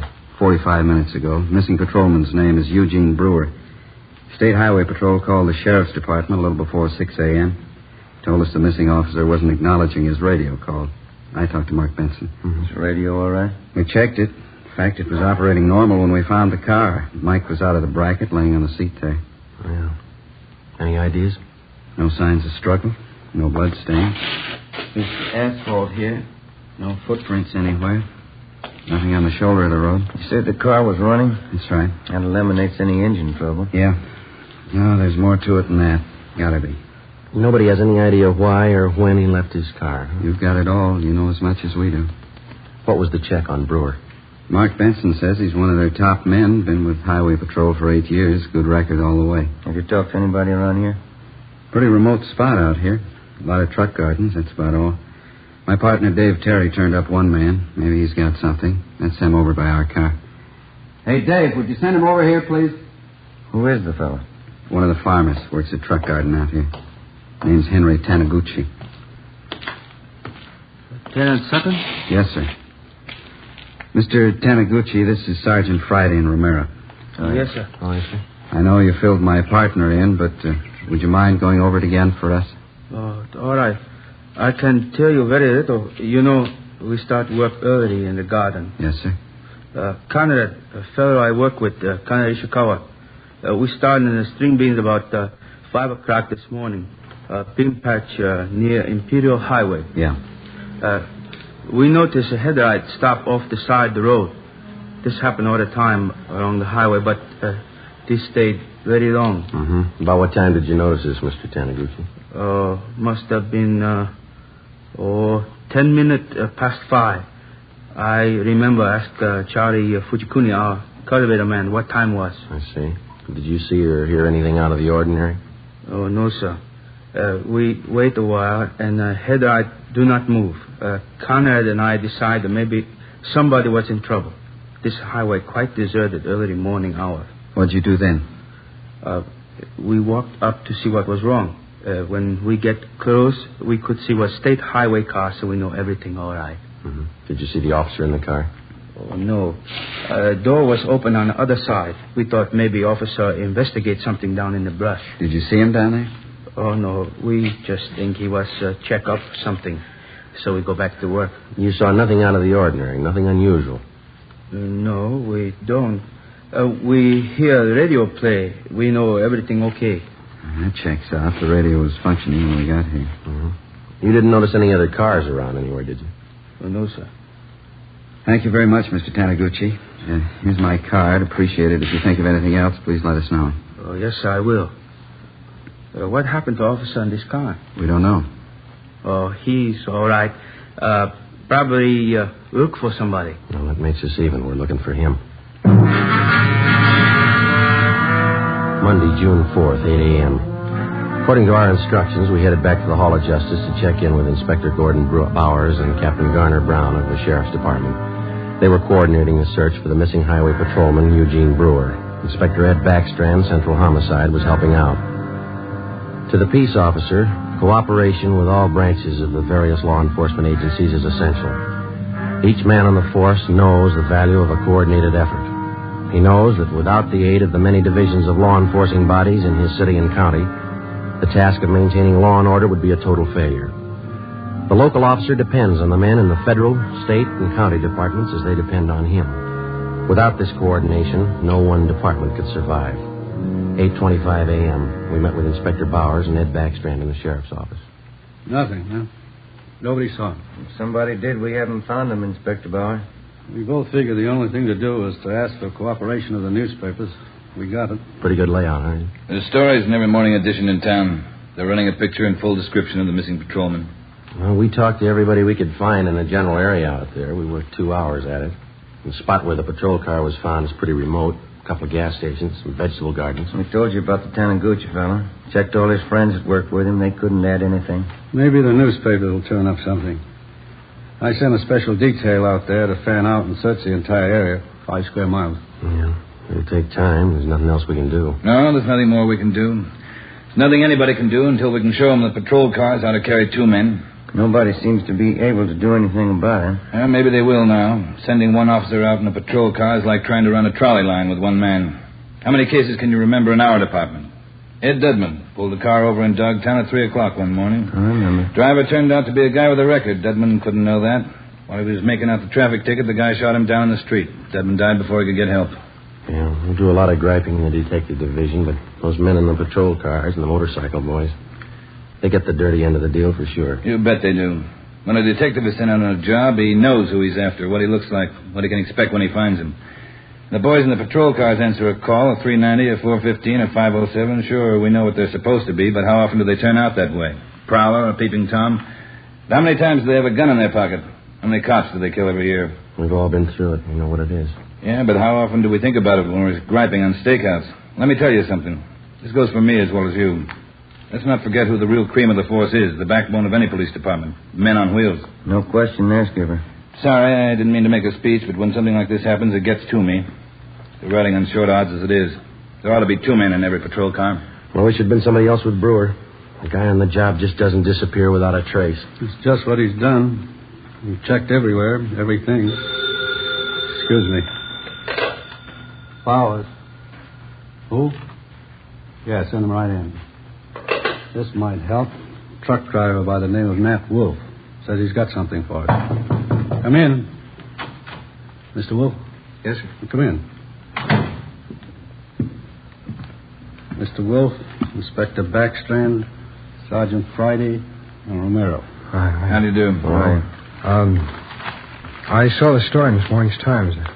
I don't know if what I got's worth anything, but I figured I'd better pass it along to you guys. Something on the missing highway patrolman?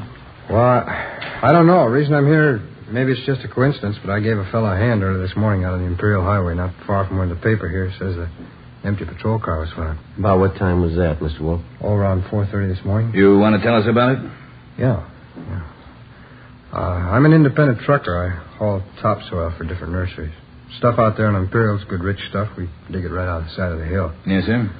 Well, I just loaded up, and as on my way back to town, this fellow flags me down. Said he'd had a flat, pulled out on the shoulder of the road to fix it.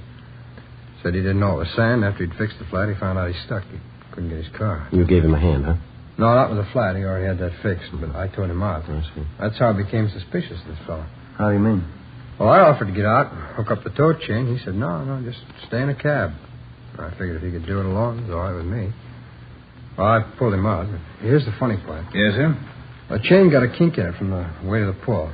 It's no mean job to handle that alone, but he says, no, he'll do it himself.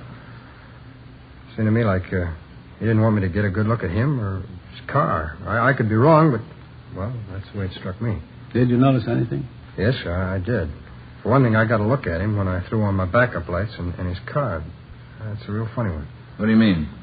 Well, this is a fairly new car. I'd say no older than last year's model, Plymouth. Well, at the risk of sounding completely nuts, I'm going to tell you that car looked like it had just been painted. There's nothing wrong in that, is there? Well, there is if you're off on the side of the road that time of the morning throwing cheap black paint all over a fairly new car. If he's using a spray gun, I could understand part of it. What's that? It was his license plate. The front one. It was all painted over. You couldn't read any of the numbers. Mm-hmm. What led you to believe he just finished painting his car? All his hands and arms, and it was all of his clothes. Oh, I see. It's that kind of paint you put on the rag, you know. Oh, yeah. Well, I don't know. Was it worth bothering you guys about? You bet it was, Mr. Wolf. I can't tell you just what it means now. Maybe it doesn't mean anything, but certainly it's out of the ordinary and worth reporting to the police. Well, I hope so. I'd like to see you boys find that missing officer. Something's pretty rotten in Denmark about that one, huh? Maybe we found a hole. Maybe. Friday, I'd like to have you and Romero help out in the next step. What's that? Throw up a roadblock.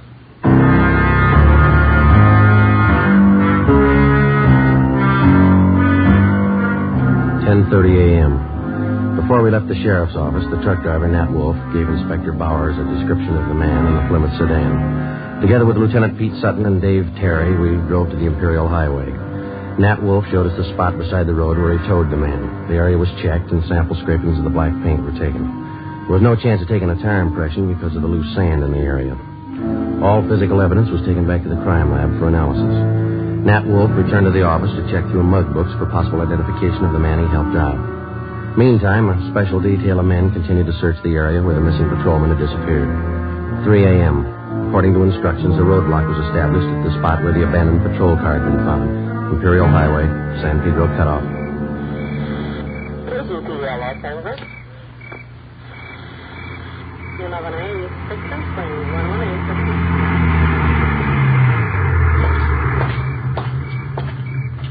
Police business? Yes, sir.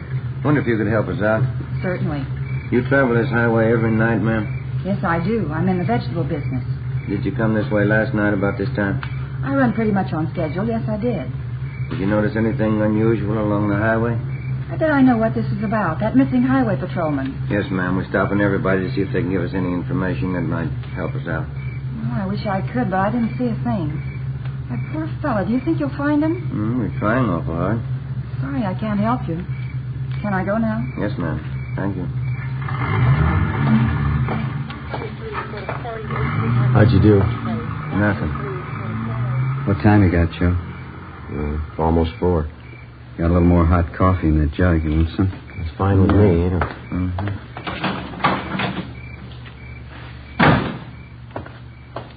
Here we are. Cuts in the lid here. Ben, Joe? Thanks a lot. Watch your fingers. It's hot. Yeah.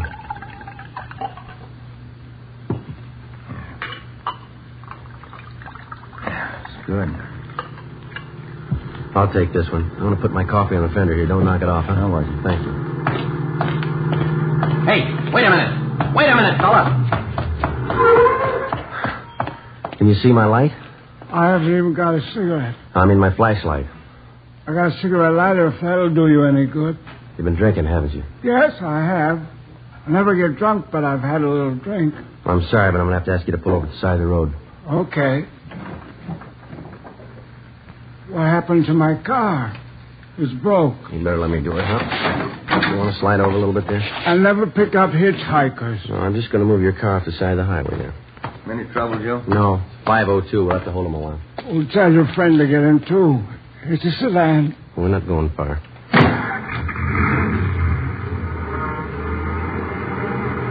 Where are we going? Right here. Is this the road to Pismo Beach? No, sir, not this one. Well, that dirty little Ernie, he lied again. He hates clams. What's that? I've been trying for 5 months to get to Pismo Beach for a bowl of clam chowder. I haven't made it yet. All right, you just sit here a while and sober up, will you? I'm going to hold on to your keys. I'll give them back to you. You haven't got a bottle in the car, have you? No, I never drink and drive. Alcohol and gasoline do not mix. Yeah. You drive this road every night? Every night. And he keeps telling me to take me to Pismo Beach. I love clams. You just sit here and sober up.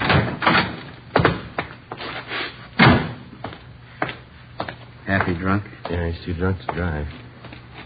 Yeah, getting along towards daylight. Where'd I put my coffee? Oh, I put it over here, Joe. Afraid we knocked it off. Oh, thanks. This one's mine. Okay. Your seem to come in bunches. You get 2 or 3, and then you wait for an hour. You know, they don't use this highway much since they put through that alternate, you know. Police business. Yes, sir? Do you travel this highway every night about this time? Once in a while. Haven't been over this way in a week. You didn't drive this way last night? No, sir, I didn't. Anything the matter? Routine check. Thank you very much. You can go on. Nothing. Yeah. Well, it looks like a hopeless job, doesn't it? Business is picking up. Here comes another one. Looks like one of your sheriff's cars, Pete. Yeah. Reynolds, homicide. Pete Sutton? Yeah, Reynolds. You can pack up. They found him. Is he all right? 2 bullet holes in the back of his head.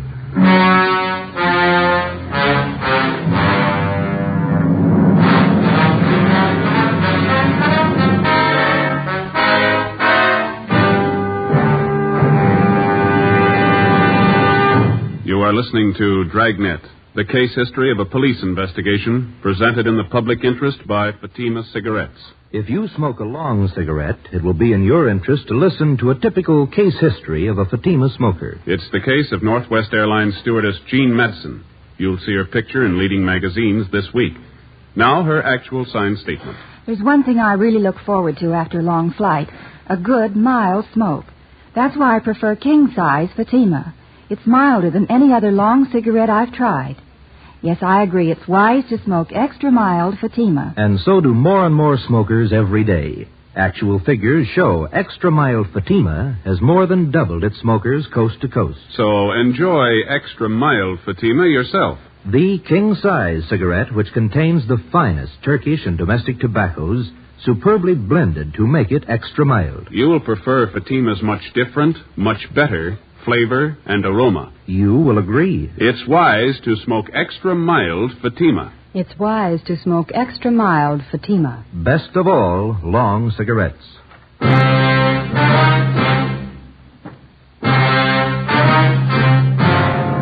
a.m. Tuesday. The body of Highway Patrolman Eugene Brewer was found half buried in a shallow grave approximately 4.5 miles from the point where his car had been found standing on the highway. The scene was roped off, photographed, measurements were taken, and the area carefully gone over for any physical evidence. A few scattered residents were again checked and asked if they'd heard gunshots. Since the nearest dwelling to the place where the body was found was 2 miles, there was a possibility that they could have not heard the shots. No one could give us any further information. The coroner's autopsy showed that Patrolman Brewer had been shot 3 times in the chest, 1 bullet directly entering his heart. He'd also been shot twice through the base of the skull. 1 p.m. Wednesday. I get it. Homicide, Friday. Pete Sutton, Joe. Yeah. Just had a call from our Hollywood substation. Woman reported her car stolen on Sunday night. Thought the guy was going to bring it back. That's why she didn't report it sooner. What about it, Pete? It's a Plymouth sedan, last year's model. Same type the truck driver told us about. Sounds good. We already have a broadcast out on it. We're putting out an APB now. You want to check and see if they got it on tonight's hot sheet? Right. Anything on the guy who stole the car? Boyfriend of the woman who owned it. He left her in a restaurant and got away with her car. You remember the description of the guy the truck driver helped out Monday morning? Mm-hmm. The guy that stole this woman's car, it's the same. Yeah. Still doesn't prove he had anything to do with it. Doesn't prove he didn't.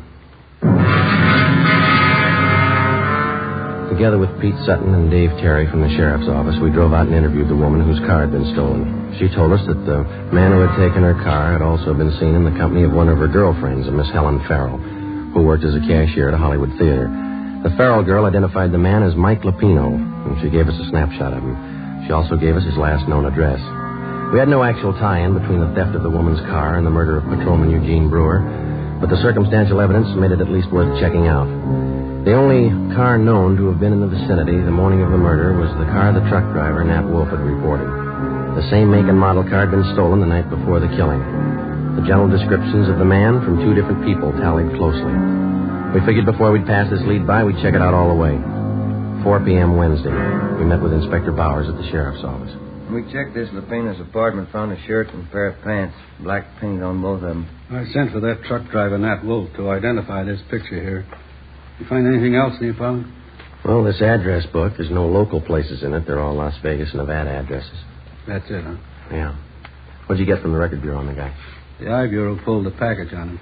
That is Mama sheet. Thank you. Mike Lapino. Spent some time at San Quentin. Armed robbery, grand theft auto. Assault. Pretty good record. We're still not positive he had anything to do with the Brewer killing, but he's had the training for it. Yeah? Send him right in. Matt Wolf. Mm-hmm. Come in, Mr. Wolf. Thanks. A dirty shame about that boy. I read about it in the papers. Yeah. Got a photograph we'd like you to look at, Mr. Wolf. You bet. Yeah, that's the man. You're sure? Sure. No mistake. Hey, why do you suppose he was painting that car at 4 o'clock in the morning? Maybe that's what that patrolman wanted to know.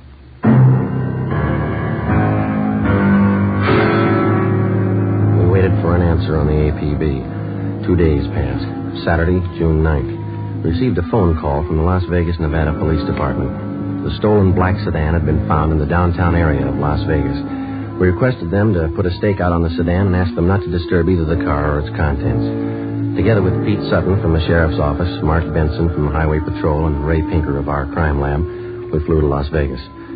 Pinker checked the stolen car. Embedded in the rear seat were 2 spent bullets. There were also bloodstains on the seat and on the floor of the car. Pinker flew back to Los Angeles where the evidence was analyzed. The bullets found in the car were fired from the same gun as the bullets found in the body of the dead patrolman. Fingerprints lifted from the stolen car matched those of Mike Lupino. Saturday afternoon, we checked in with Chief Harry Miller, Las Vegas Police Department. This is all you've got on him, huh, Chief? That's most of it, yeah. Since we staked out that black sedan, I've had the town covered for Lupino. No one saw him abandon that car, huh? No one we know of, no. Had good cooperation from the newspapers. Story's been on page 1 since the thing broke. Anything come of those names we got from Lupino's address book, the ones we phoned for you? Let's see, I got the list right here. Yeah, here we are. These are the ones my men have checked out already. George Connolly, nothing there. Harry Carlson, he and his wife have been checked out, nothing there. William Spencer, nothing at his place. We've got them all staked out. That leaves 2 to go, huh? That's right. We're checking the last 2 now. Nothing from the railroad stations, the airlines? They've been covered ever since we got your phone call. Yeah, I could be wrong, but I think your man's still here in town. Any reports on him? A couple of wild ones, nothing definite. Checked them out. Had one this morning from a dealer at one of the clubs downtown. About 10:30 this morning, he saw Lupino playing the 2-bit slot machine. We showed him his mugshot. He swears it's the guy. Well, all we can do now is sweat it out, huh? My men have covered everything. I don't know what else we can do. Yeah. Excuse me. Sure. Chief Miller. Yeah? You sure it's him? No, don't try to handle it alone. Keep the place covered the best you can. We'll be right out. They found him. 2 Las Vegas detectives named Billings and Vance answered a phone tip from a groceryman in the east end of town. He said a man had been buying groceries from him for the past 2 days and lived in the apartment house above the store. The 2 detectives showed the groceryman Lupino's mugshot. He gave a positive identification. They then checked with the apartment house manager. After looking at the mugshot, he identified Lupino as the tenant in apartment 10B. Detectives Billings and Vance staked out the place until our arrival with enough men to cover the area.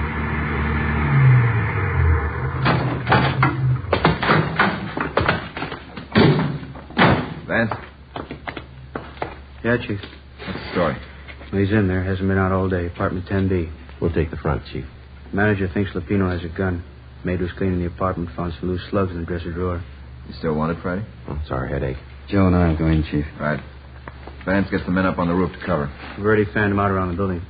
I don't know what they tell you in L.A. on one of these things, but here we tell them to be careful. Right, Chief. Joe, let's go.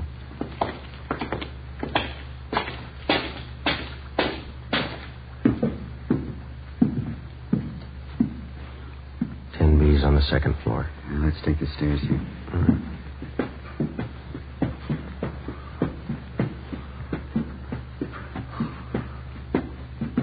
It's a long way up, isn't it? Yeah.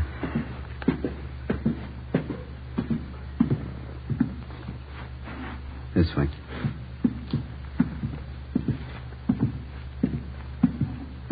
Here we are. You cover, huh? Yeah.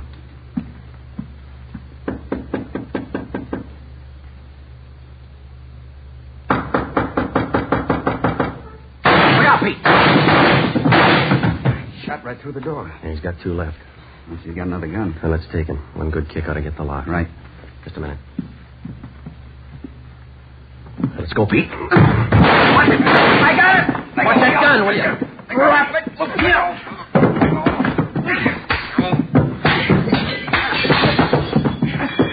Let it alone, Lupino. I got it. All right, come on, get up. You all right, Pete? Okay. I get the cut. What's the big idea? You tell us. You killed that patrolman.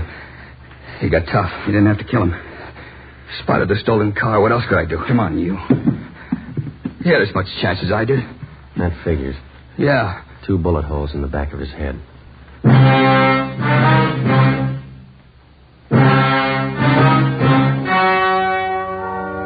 The story you have just heard was true.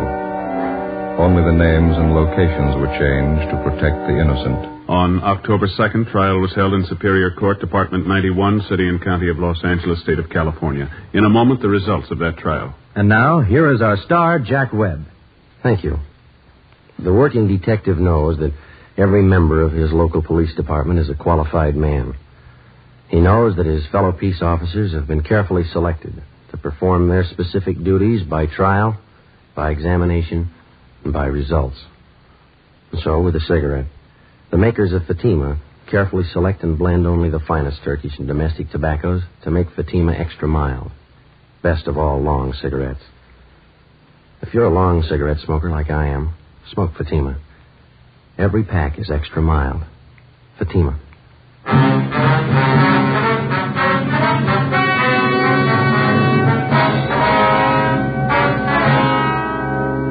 Michael Everett Lupino was tried and convicted of murder in the first degree. The jury failed to recommend the death penalty. Lupino is now serving his life term in the state penitentiary. Ladies and gentlemen, the Los Angeles Police Department requests the cooperation of all Dragnet listeners in the following police matter. The Los Angeles Police Department would like every and any information regarding a gun fitting the following description: .38 caliber special Smith & Wesson revolver, gold seal model. The gun has a blue steel 4-inch barrel. The serial number is 210088. 210088. If you have any information as to the past or present whereabouts of this gun, contact W.H. Parker, Chief of Police, Los Angeles, California. This is a very important matter. All information furnished will be held in strictest confidence. Thank you. You have just heard Dragnet, a series of authentic cases from official files. Technical advice comes from the Office of Chief of Police W.H. Parker, Los Angeles Police Department. Coming up, Duffy's Tavern. 3 chimes mean good times on NBC.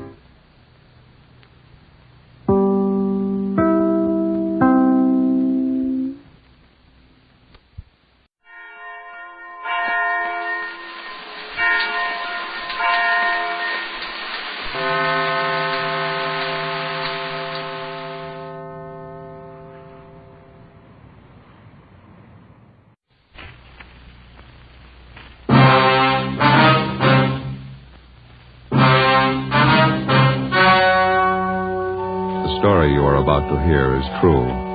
Only the names have been changed to protect the innocent. Fatima Cigarettes, best of all long cigarettes, brings you Dragnet.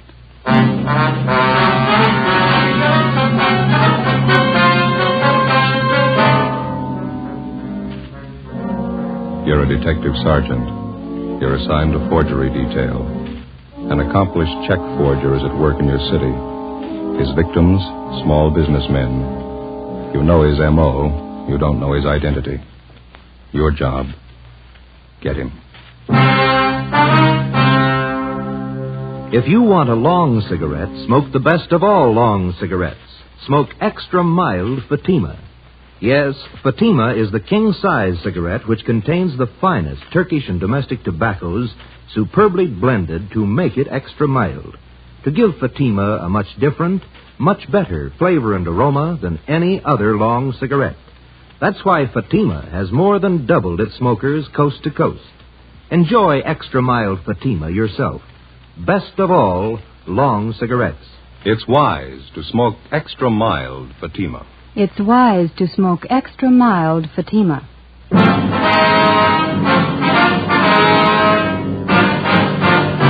Dragnet, the documented drama of an actual crime. For the next 30 minutes, in cooperation with the Los Angeles Police Department, you will travel step by step on the side of the law through an actual case from official police files. From beginning to end, from crime to punishment, Dragnet is the story of your police force in action. It was Monday, February 4th. It was cold in Los Angeles. We were working a day watch out of forgery detail. My partner's Ben Romero. The boss is Captain Elliott. My name's Friday. I was on the way home from the office, and it was 8:25 p.m. when I got to Collis Avenue. Number 4656. Joseph, that you? Yeah, Ma. We're in the living room. We have company. Oh, that's so? Hello, Joe. Well. You remember Mary Fowler, don't you, Joseph? I sure do. How are you, Miss Fowler? Just fine, Joe, thank you. Doing some shopping out this way and thought I'd stop by and have a cup of tea with your mother. Well, it's good to see you. How are things in the old neighborhood, huh? Oh, pretty much the same. Oh, Miss Daly, remember her? Mm-hmm. Finally died. Oh. I suppose it was for the best, though. I was just telling your mother. Jim and Louise Watson finally moved. Jim got a new job out by Altadena. Oh, is that so? Yeah. My, you certainly looking fine, Joe. Don't you wear your police uniform anymore? Oh, my, no, Mary. Joseph's in the detective bureau now. Hasn't worn his uniform for years. Oh, that's right. I remember now. That note you sent with your Christmas card year before last. What do you do now, Joe? Forgery detail. My partner and I handle bum check cases. My, that certainly must be interesting. Have you had your dinner, Joseph? Yes, ma'am. I stopped at a place out in Santa Monica and had some. Yes, well, Mary brought me some nice coffee cakes. Pineapple filling. Wouldn't you like one with a cup of coffee, Joseph? No, I don't know, Ma. Well, you sit down in your chair there and rest yourself. You always look so tired. You have no idea how hard they work, those young fellas, Mary. You remember Genevieve, don't you, Joe? My oldest girl? Oh, yeah, sure. How is she? Oh, just fine. Lots of boyfriends as usual. Going out all the time. Oh, that's good. She asked to be remembered to you. I think you and Jen were stuck on each other at one time, weren't you, Joe? Oh, we went to a couple of dances in high school. Well, I think she started going steady with another fella, didn't she? Young girls. You never know when they're well off. Here's your coffee, Joseph. Set it here on the end table. Thanks. I don't think I can use it, Ma. Oh, it's delicious coffee cake. You smell how fresh it is. Yeah, it's nice. Oh, my, 8:45. I should have left half an hour ago. Oh, you have to go, Mary? Seems our visits are always so short. Well, I got a lot of ironing to do, and I have to make Carl's lunch. He's always so fussy about his lunch. Yes, well, I'll get your coat. Well, it's nice seeing you again, Joe. Do you want to be remembered to Genevieve? Yeah, tell her hello, will you, Miss Fowler? If you're over our way, be sure and drop in and see us, won't you? Genevieve's home at the office by 6. She often says she'd like to see you again. Oh, Genevieve. Oh, thanks. Good night, Joe. You be sure to come and see us now. Jen will be looking forward to it. Okay, Miss Fowler. Good night. Yeah, and I'll show you to the door, Mary. You remember all the neighbors, won't you? All right, dear. I will. You take care of yourself now. Good night. Good night, Mary. Nice person, Mary. Having a hard time trying to find a husband for Genevieve, though. Yeah. Hey, Ma, I'm not very hungry. I can't eat now. No? It seems such a shame to waste. That's a lovely coffee cake. Ben, you still on the same case, Yeah, same one. It seems to me it's taken an awfully long time. Well, we've been on it 2 months, yeah. I'll never understand it. Why people write bad checks. Always get caught. Well, it's easy living while it lasts. You know what the man's handwriting is like. Don't you know who the man is? Well, we think so, Ma. We're not sure. There's hundreds of check men who work almost alike. Some of them even look alike. There's always a big enough field to pick from. Our problem's picking the right one. Yeah, I don't know much about it, but the whole thing seems kind of silly to me. Well, how's that? What's this man supposed to be doing? Going around your small neighborhood stores, cashing $15 and $20 checks? Well, if he got himself a job, he could probably earn that much in one day doing good, honest work. Mm-hmm. Say, Ben didn't call before I got home, did he? Wasn't he with you? Oh, he was going to interview one of the bum check victims on his way home, a grocery store owner down in Highland Park. It might be him now. Oh, now, don't hang on that phone, Joseph. His coffee gets cold. Yeah. Friday talking. This is Ben, Joe. Got a partial identification from that grocer's, nothing great.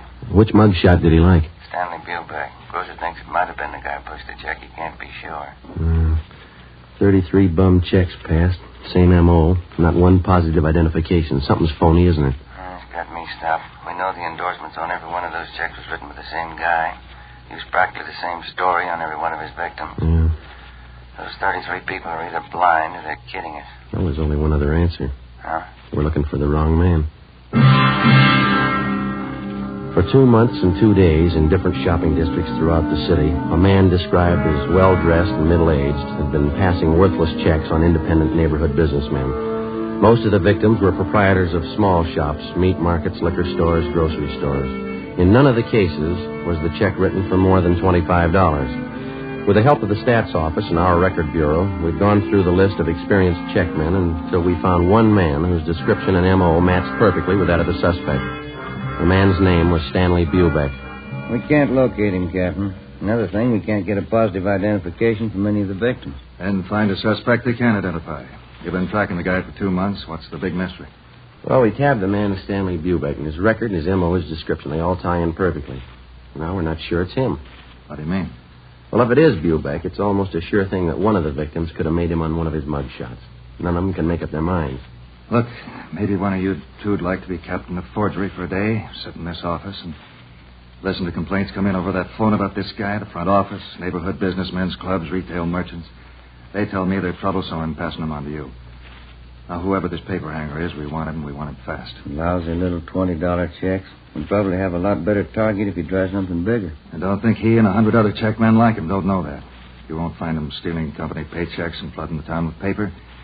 They take it from the little guy, and they take it in small amounts, but add up those small amounts at the end of the year, and they'll scare you. Yeah, that's the rotten part about it. None of those victims can afford a bad check. That grocer Donnelly stands on his feet all day and at a profit of $10, $15. He gets tagged with one bad check, and he's working for nothing. We've got bulletins out on the suspect to all the small businessmen in town. They've all been alerted. Excuse me. Captain Elliott. Yeah, okay, Don, right away. Don Myers. He went over the handwriting of those last 3 checks. Wants to see you. Okay. How about that special bulletin you got out to the prisons on Stanley Bubeck? Any replies? Nothing yet, Skipper. All right, stay on it. Right, let's go, Ben.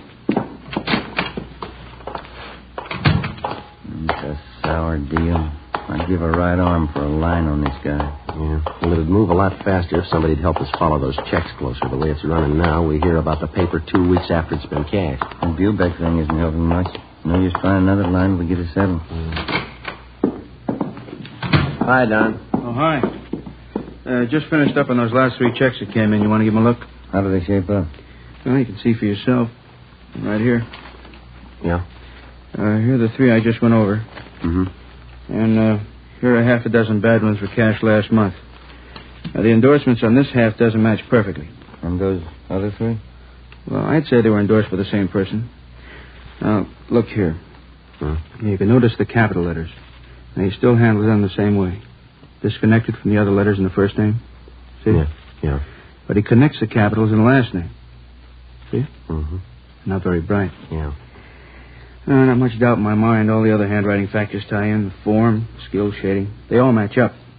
The movement, the terminals, they're all the same for my mind. Yeah, here, the way he writes the lowercase letters. Yeah, that cinches it for me. How's that done? Well, here. The inclination of the terminal stroke on the S. See it?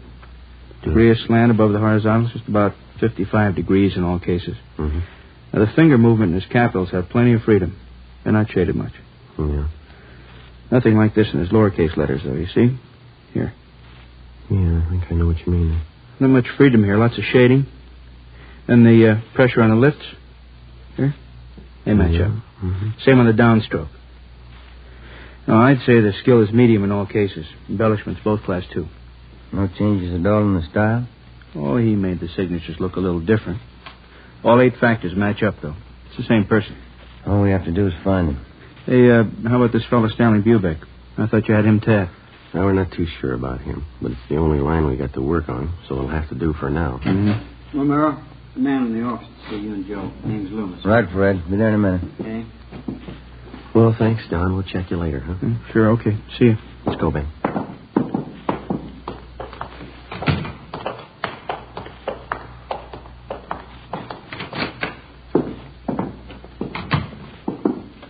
do you do? You Mr. Loomis? Yes, sir. Sergeant Romero? No, this is Sergeant Romero here. My name's Friday. Oh, how do you do? What can we do for you? It's about these checks, Sergeant. These right here. Well? You see, I run a delicatessen out on Sunset, and a few days ago, a new customer came in for a few things and paid for them with these checks. He came in twice. Yeah, go ahead. Well, I got the checks back today. They're no good. I tried to look up the man at the address he gave, but there's no such address. Mm-hmm. You can see, one's for $15, the other one's for $20. Yeah. Reason I asked for you, men, is because I know the man who runs the drugstore across the street, George Holmquist. He had some bad checks about a month ago. He said you took care of him. Oh, yeah, I remember. Do you recall the man who passed these checks, Mr. Loomis? Yes, I think I do. He told me he was new in the neighborhood and he was looking for a place to trade. Well, I guess we're all anxious for new business. I took the checks. You got those mug shots there, Ben? Well, yeah. Here they are. Thank you. How about these men, Mr. Loomis? Any of them look anything like the person who passed the checks on you? No. Let's see. This one, yes, it does look like the man in a way. I don't know if I could be absolutely sure. Stanley Bubeck, same M.O. Beg your pardon? Well, it looks like you're stuck with a couple of bad ones, Mr. Loomis. Probably the same man who passed checks on your druggist friend. We're doing everything we can to run this man down. But what about the checks? Isn't there anything I can do about them? No, sir, I'm sorry. Not right now. We would like to have you make out a crime report, if you will, and would you leave these checks with us? Friday, Romero. Here's Mr. Loomis. Yes, just came in for you. Reply from Salt Lake City, Utah on that bulletin you sent out under Stanley Bubeck. Yeah. He's been in jail for 5 months. We sent a request to Salt Lake asking him to question Stanley Bubeck if he knew of any forger who matched his description or used his M.O. Bubeck could tell us nothing. Wednesday, February 6th, we threw away the results of 2 months of investigation. We went back and started from the beginning. Despite all precautions and warnings, the checks kept coming in at the rate of half a dozen a week. The same M.O. was used. The same handwriting showed up in the signatures on the checks. Again, with the help of the staff and the statistician's office and the record bureau, we waded through hundreds of names of known checkmen and compiled a new list of 38 possible suspects. Each one fitted the general description of the forger. Each one, at some time in his forgery career, had used the same general method of operation. Well, after days of legwork, we finally boiled down the list of possibles to 3 names: George Roberts, James Young, and Harry L. Johansson. We got out a flyer to all the small businessmen in the areas where the forger operated. Another week passed. The worthless checks kept showing up at the rate of 2 and 3 a day. On February 21st, Ben and I answered a call from a druggist in the Echo Park district. He bought some toothpaste and a carton of cigarettes, Sergeant. Asked me to cash a $20 check for him. Did you ever see the man before, sir? No, he gave me the same old story about being new in the neighborhood. That's when I remembered that police bulletin the department sent me. Mm-hmm. Do you still have that bulletin? No, I looked it over, and then I guess it got mislaid. I wonder if you'd mind taking a look at these pictures here. Not at all. These right here. Mm-hmm. Sure. This one right on top, that's the man. You sure? I am. It only happened a few hours ago. Do you know who he is? Harry L. Johansson. That's the name we have on him. It doesn't mean anything to me. He got real huffy when I wouldn't take his check. Stalked right out of the store. Very suspicious. Did you follow him? No, I told Ralph, my clerk, to follow him. Ralph. Yeah, Mr. Butler? You want to tell these officers about that man this morning? Well, I followed him down the street for a block and then turned the corner. That's where I lost him. It's too bad. Yeah, all I got was a license number.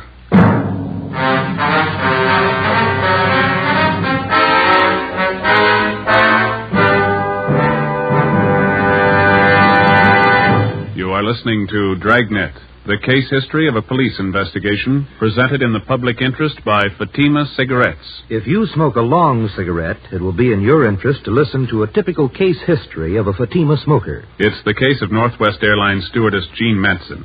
You'll see her picture in leading magazines this week. Now, her actual signed statement. There's one thing I really look forward to after a long flight: a good, mild smoke. That's why I prefer king-size Fatima. It's milder than any other long cigarette I've tried. Yes, I agree it's wise to smoke extra mild Fatima. And so do more and more smokers every day. Actual figures show extra mild Fatima has more than doubled its smokers coast to coast. So enjoy extra mild Fatima yourself. The king-size cigarette, which contains the finest Turkish and domestic tobaccos, superbly blended to make it extra mild. You will prefer Fatima's much different, much better flavor and aroma. You will agree. It's wise to smoke extra mild Fatima. It's wise to smoke extra mild Fatima. Best of all, long cigarettes.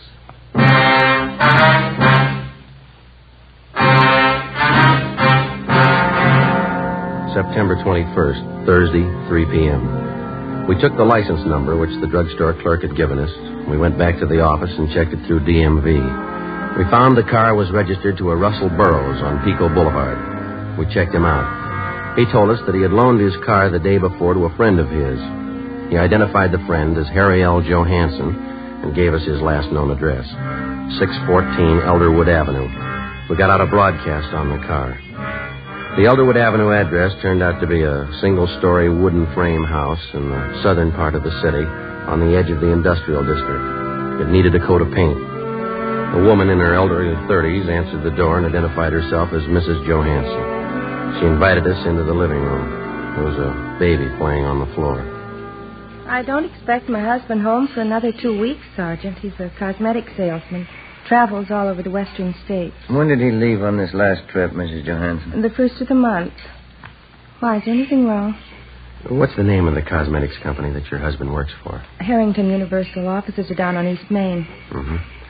Do you know a friend of your husband's named Russell Burroughs? Yes, I do. He's kind of a friend of the family. Please, Sergeant, if there's anything wrong, I ought to know. We talked to Mr. Burroughs this afternoon. He told us your husband's in town. Burroughs loaned him his car. Harry?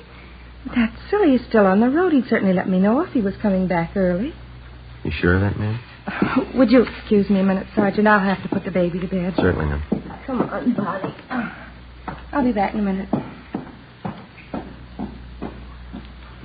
Kind of a funny setup, isn't it? How do you mean? Well, if Johansson's pushing bum checks, the money isn't going into his home here. Wife doesn't act like she knows anything. Seems cooperative. Afraid we're going to have to level with her if we're going to find out anything, huh? Mm-hmm. You sure got a cute little girl. I'm sorry, Sergeant. It's perfectly all right. Just a few more questions. Is it possible that your husband could be in town and you might not know it? I mean, could he be staying with a friend or some relatives? No, if Harry was in town, he'd come home. Why would he stay with anyone else? When did you last hear from your husband? Last week. He wrote from San Francisco. The letter's right there on the mantel. Oh, huh. Well, besides that letter, do you have any other samples of your husband's handwriting around the house? Well, I think so, yes. Where did you say you were from? Central Division, Forgery Detail. You investigate checks, bad checks? Yes, ma'am, that's right. And you know about my husband? His prison record, yes. Harry promised me he was through with all that. He gave me his word. Sorry, ma'am. About a month ago, he had some extra money. He wouldn't tell me where he got it. Look, Sergeant, maybe you've made a mistake. Maybe it's not Harry at all. You're not sure, are you? Did your husband use the phone much? I mean, for out-of-town calls, say? No. Just that one toll call, a Long Beach number, I think. He has a business friend down there he used to call. Do you know the number, ma'am? I can show you. It's on last month's phone bill. Please, Sergeant, if Harry's done something wrong, he did it for us. Me and the baby. Harry's not bad. Yes, ma'am. He's done something. He did it for us. Harry hasn't had it easy. He wanted to get things for the baby. Clothes, a better house. All he wanted was a little happiness. A little happiness. You got it wrong, ma'am. You don't buy it with bum checks.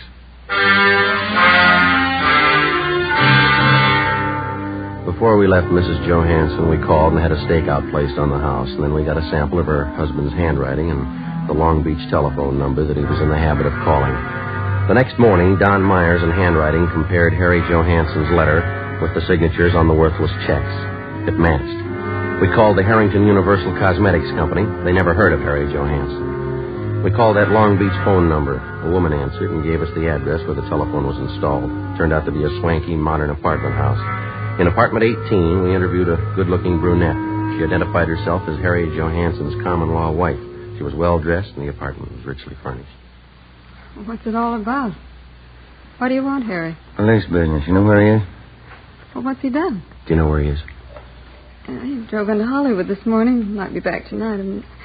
I don't know for sure. Is this your apartment? Yeah. Mine and Harry's.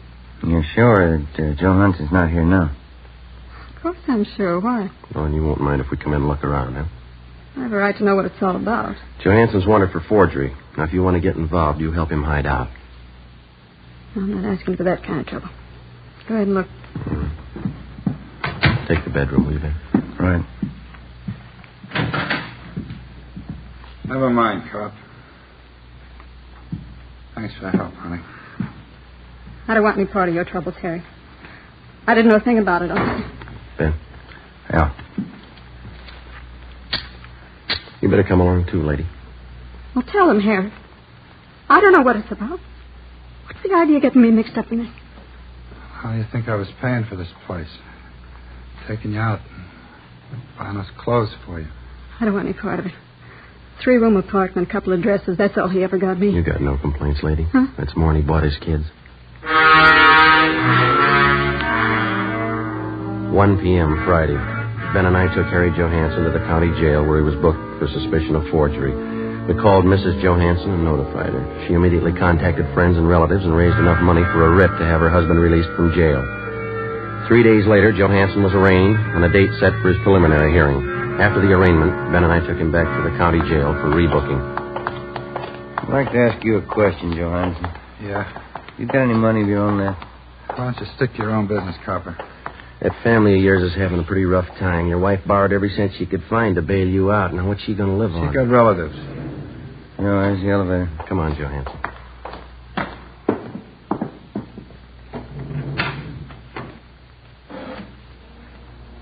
They're not going to put me back in Folsom.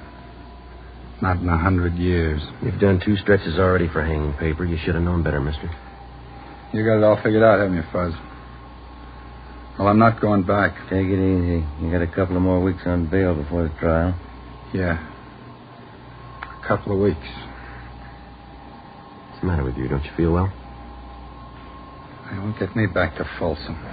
You're not making it any easier on yourself. All right, Archie.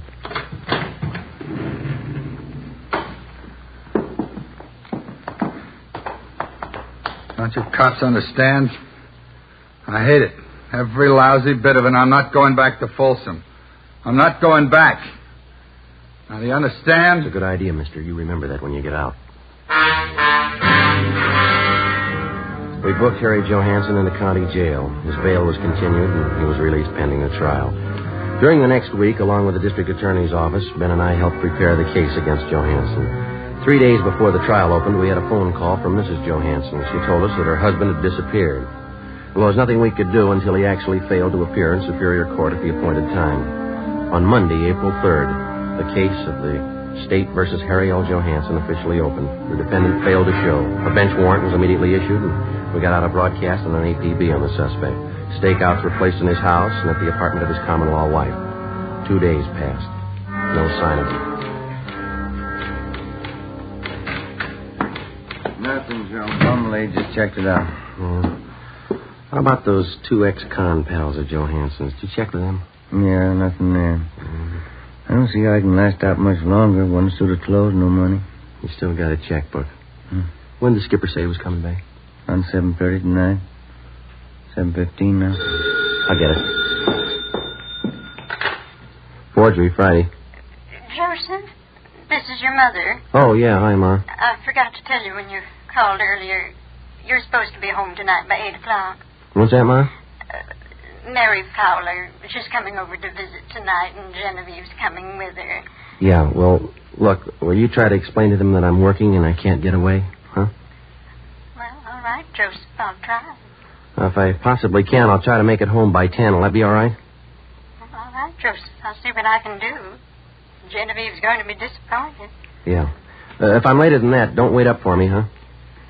Yes, all right then. Bye, Ma. Yes. Bye, Joseph.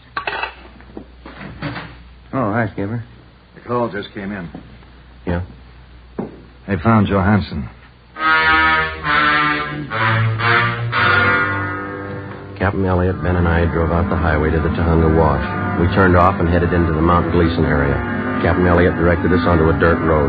Halfway up one of the mountains, we spotted a group of cars pulled off on the shoulder of the road. We parked behind them, got out, and started over. Who found the car, Skipper? One of the people living back in the hills. Spotted it on his way home from work. Mm-hmm. Coroner got here in a hurry. Yeah. Hi, Dave. How you doing, Joe? Captain Elliott. How long's he been dead? Since last night, I figure. Come on over. Yeah. You talked to the man who found Johansson's body, Dave? Yeah, he didn't touch a thing. What'd you find? Powder burns on the temple, powder on the hands. Boys from homicide found the note. It's on the seat right next to him. Here it is, here. It's been checked. Yeah, thanks. All ties in, huh, Dave? Pretty tight, yeah.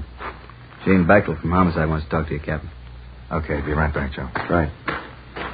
Who do you address the note to, Joe? His wife? No, his girlfriend. Look what he wrote it on. Yeah, blank check.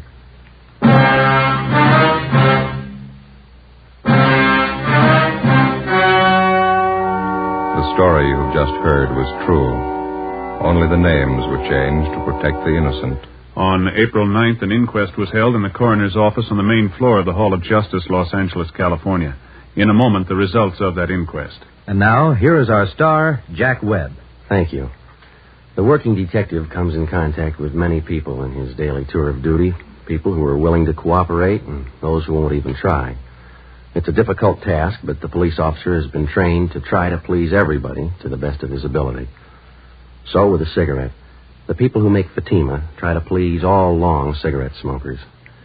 They carefully select and blend the finest Turkish and domestic tobaccos to make Fatima extra mild, the best of all long cigarettes. Now, if you're a long cigarette smoker like I am, smoke Fatima. Every pack is extra mild. Fatima.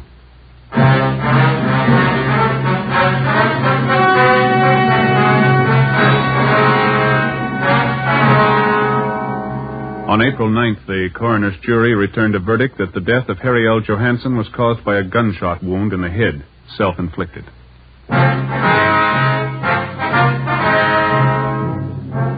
You have just heard Dragnet, a series of authentic cases from official files. Technical advice for Dragnet comes from the Office of Chief of Police W.H. Parker, Los Angeles Police Department. Fatima Cigarettes, the best of all long cigarettes, has brought you Dragnet from Los Angeles. Coming up, Duffy's Tavern. More good times on NBC.